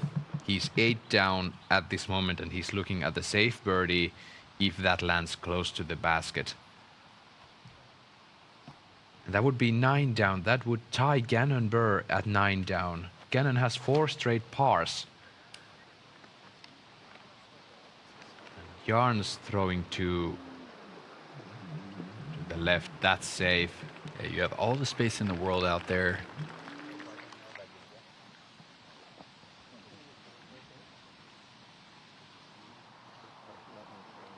Maybe getting the distance here. Probably 150 meters off the tee. Probably something similar to the green here. Probably 150 meters on a straight line. A little over 500 feet. He's looking at it. And he's certainly going for it. The wind is down. The crowd is silent. And Anthony Barella is ready.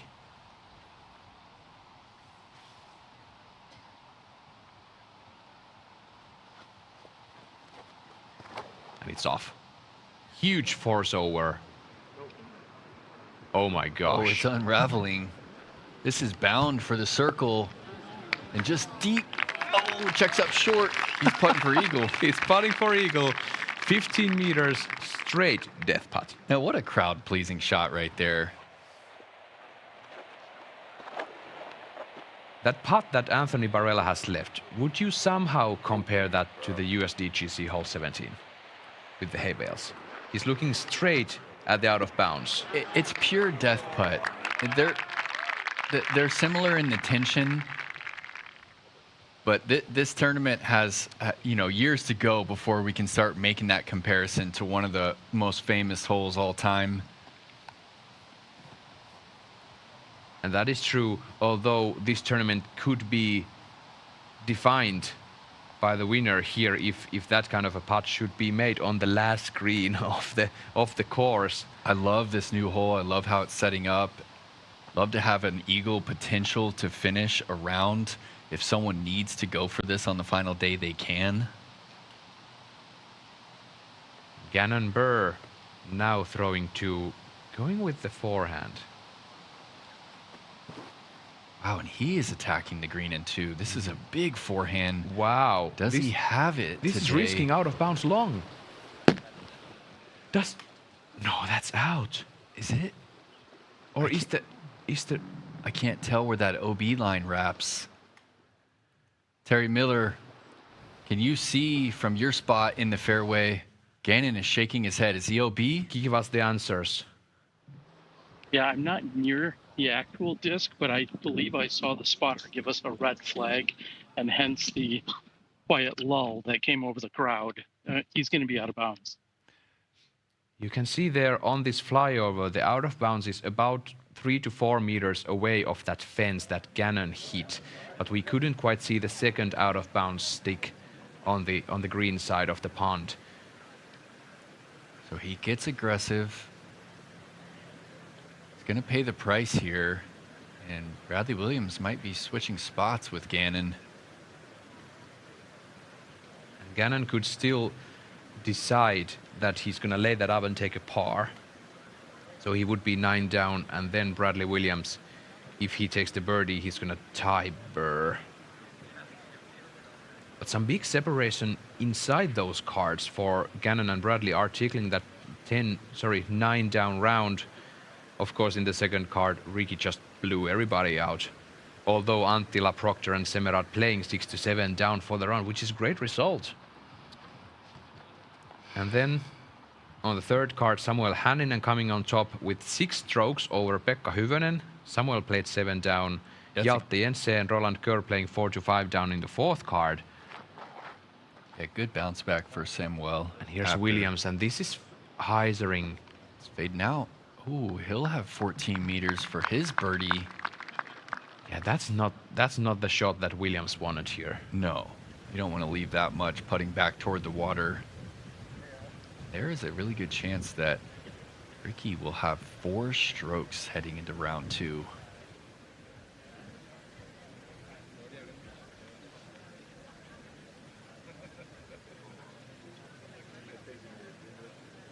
You know, Pepe, a lot of the times I feel like the cameras don't do a course justice, but I really feel like this course is shining through the lens right now. There is not much better day to give these pictures from Krokhol Open and from this Krokhol disc golf course. The spectators are there, the sun is there, and the players are feeling good. Yeah, it's such a dynamic property, and I hope the viewers at home can get a glimpse of why it's the #1 ranked course in the world currently on UDisc.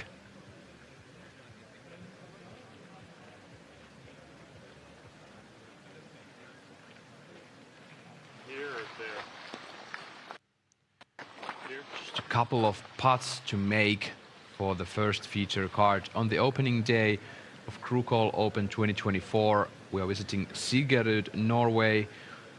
There might be some clouds tomorrow and maybe even some rain on Sunday. We hope those conditions stay away in order to get the best possible results for the players later in the tournament. And now Buhr has a decision. 16 meters. He should be fading away from the water a bit. I bet he's green light here.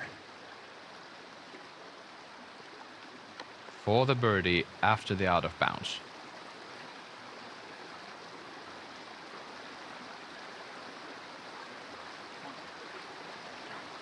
Fading a bit early. Of course he was hesitant with the Greek. The right side. A little tentative on that deep C2 look. AB for eagle. This would put him 5 down for the round after some big struggles. A few holes.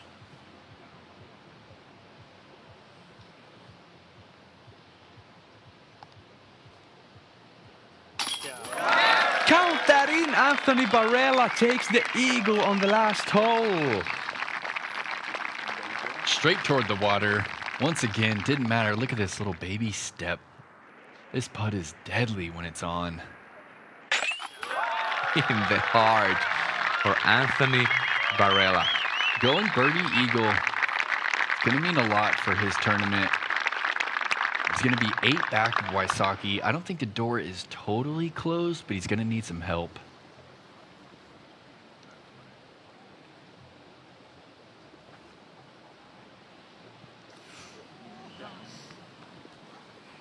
Williams.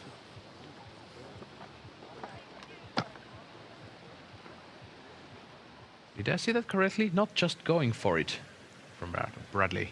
Yeah, pretty tentative on his look. Øyvind Jarnes, the local hero, takes the birdie. 2 down for the day. Not the result he was looking for. He just has to shake it off. Beautiful lines, beautiful execution from Øyvind from this feature card. And Gannon Burr, 9 down for the first day. Bradley Williams tapping in for the 8 down round. Gannon Burr and Ricky Wysocki, one of the few players on the field to get through the course without a bogey. Also Samuel Hanninen being one, Joona Heinonen being one. Really few players able to do so. Yeah, Gannon just kind of hit a wall. 8 under, Øyvind 2 under. I'm 9 down through 13 and then parred out.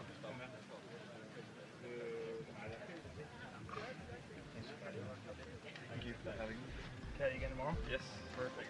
But they played really fast. Oh yeah, really fast. Can't complain here in the booth. We were anticipating that they might maybe be ready 40 minutes from now, but they're already there. Everybody has played their round. Look at the amount of crowd there. This is Friday, folks. I mean, don't go home. Stay there. Just pick up a tent and stay for tomorrow and Sunday. And great to see those big players signing those discs, and the people are waiting in the line. They're waiting for their turn and really appreciating the pros being there for them. And disc golf is still at that sweet spot. You could show up to a tournament, meet your favorite pro, get a little time with them. Still feels really special. People enjoying the play and of course enjoying the weather. Perfect day in Norway. What a day, Nate. What kind of feelings do you have now for the course played 13 down for Ricky Wysocki? What is achievable here? Is that the biggest maximum that we could see? You know, with the field being so deep, it's always possible to see a round like that, but I don't think that's going to be repeated very often out here at Krokhol. I think what you see, you know, 2nd to 9th place right there, that's going to be more common. We might see a few people jumping up there and getting, you know, 10 to 12 down, but I think Ricky Wysocki's 13 under par is going to be the course record for some time. And we are going to have All-American lead card tomorrow with Gannon Burr, Bradley Williams, Eagle McMahon joining Wysocki. Then we have Väinö Mäkelä, Morten Brenna, Casey White, and Joseph Buckets Anderson for the chase card. Yeah, good to see the Norwegian Morten Brenna finding himself on that chase card. Man, the Europeans might be questioning inviting all the Americans over. And we're going to be questioning Gannon Burr next. He's in the clubhouse. Let's hear from the guy how he's doing after the round.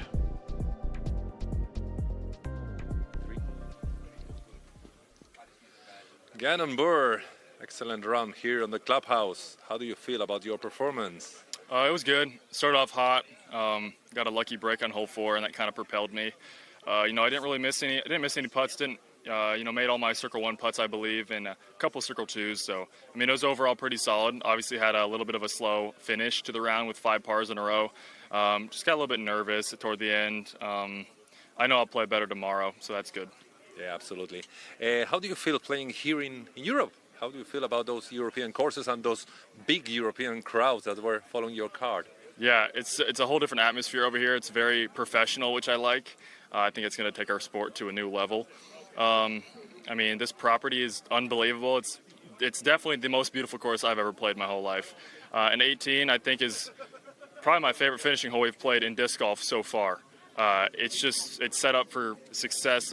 It's set up for a great finish on the final day. Obviously, you can go for the eagle if you want to, or you can play it for the easy birdie. I went a little bit aggressive toward the end of there. I knew as long as I got a par, I'd still be on the lead card. So if you're going to do something, day 1's the day to do it. And yeah, looking forward to the lead card tomorrow. Excellent. So best of luck for tomorrow. Thank you. Thank you, Gannon Burr. He knows he can play this one better, and he's ready for it come tomorrow. Yeah, high praise from Gannon Burr. But we're not gonna give him the Innova Hot Round for the day. We know who that goes to. Oh yeah. Another question. 4 strokes better than Gannon Burr was Ricky Wysocki, going 10 down last 11 holes from 8 to 18. Yeah, I mean, he missed 1 green on the entire day, missed 1 putt from C1, 3 for 6 from C2. He's going to be hard to beat if he stays in control of his discs like he did today. I'm kind of baffled. My jacket is quite empty with this kind of a scorecard. I was expecting about 11 down to be the maximum, but Ricky just charged up, and he's not gonna stop here, is he? No, he's not. I mean, look at the par he got on the back. He parred the second easiest hole on the course, number 14, with the 1 miss from shallow C2. And we saw it today in his demeanor. A lot of times he's getting like hyped up, but today he was just even keel and it seemed like he brought a different level of focus. Yeah, he wasn't running after those putters, but he was just casually walking and raising his hands to the spectators and taking his time. And that really gives the signal to other competitors and his cardmates that he's dead serious about this. Yeah, he's dead serious. He won Preserve, and then he went and didn't play well at Swedish Open. I think he shot over par the first round and was kind of heated when we saw him on coverage. Went on to get 11th place there. And when that happens to Rick, it kind of lights a fire underneath him. And I know he got to Norway early, went to the course, and has been practicing ever since. So he had last week to kind of get all the rounds in, and he came ready to play.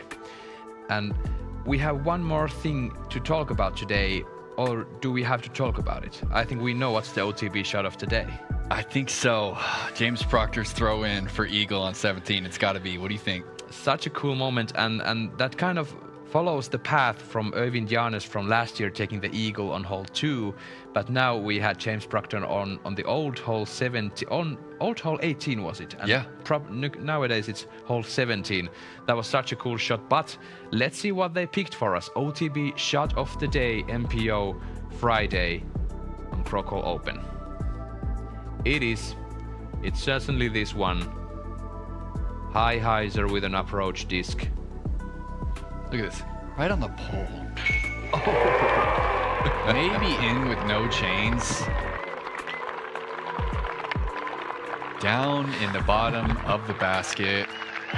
Kuba giving him some love, Nicholas the love, and then he decides, I don't think I even want to run this one in. That's too far. Let's just wait. You're not gonna hit the basket, folks. You just toss up your disc and pick up the birdie or par, whatever. Nate Perkins in the booth with me, Esa-Pekka Tupala for this weekend in MPO. We have Juliana Korver in the booth for the FPO. The field is stacked and the people are having fun, and that's the best way to see this course play. Yeah, there was never a dull moment out there. They played extremely fast. The pace was great out here, and I love to hear Gannon Burr's praise. He said it's the most beautiful course he's ever played, the best finishing hole that he's ever played in the sport of disc golf, and I just know that the people that put all the work in to bring a Disc Golf Pro Tour Elite Series event to Norway, they're rewarded when they hear the best player in the world give their course such high praise. So I hope the viewers at home were able to get a slice of just what this course really is out there, because it's certainly Valhalla here for disc golfers. It sure is, and Gannon is kind of a nerd when it comes to disc golf, and he means what he says. And he's been playing a lot of holes and a lot of courses, and he knows how to pick up those memories from his brain. And if he says this is one of the best courses or the best course, it's gonna be it. We have to thank Terry Miller on the course. Yep. We have to thank the spectators, the ground people there, the volunteers working their thing off, you know, how is it said in the broadcast live here at Disc Golf Network. Here are the broadcast times from Friday to Sunday. 9:40 a.m. local time, we're going to start with the FPO. That's 3:40 a.m. at US Eastern. Then MPO 3:40 p.m. local time, 9:40 a.m. US Eastern. Live on Disc Golf Network. Sign in to get more of this Krokhol Open action 2024. Thank you from my part. Nate, what do you have to say? Man, it was a great day of disc golf. Pretty high level stuff out there. Deepest field we've ever seen in Europe, and Europeans are going to have to dig deep if they want to keep the Americans away from this Norwegian title. See you early tomorrow morning. Signing off from DGN. Goodbye for now.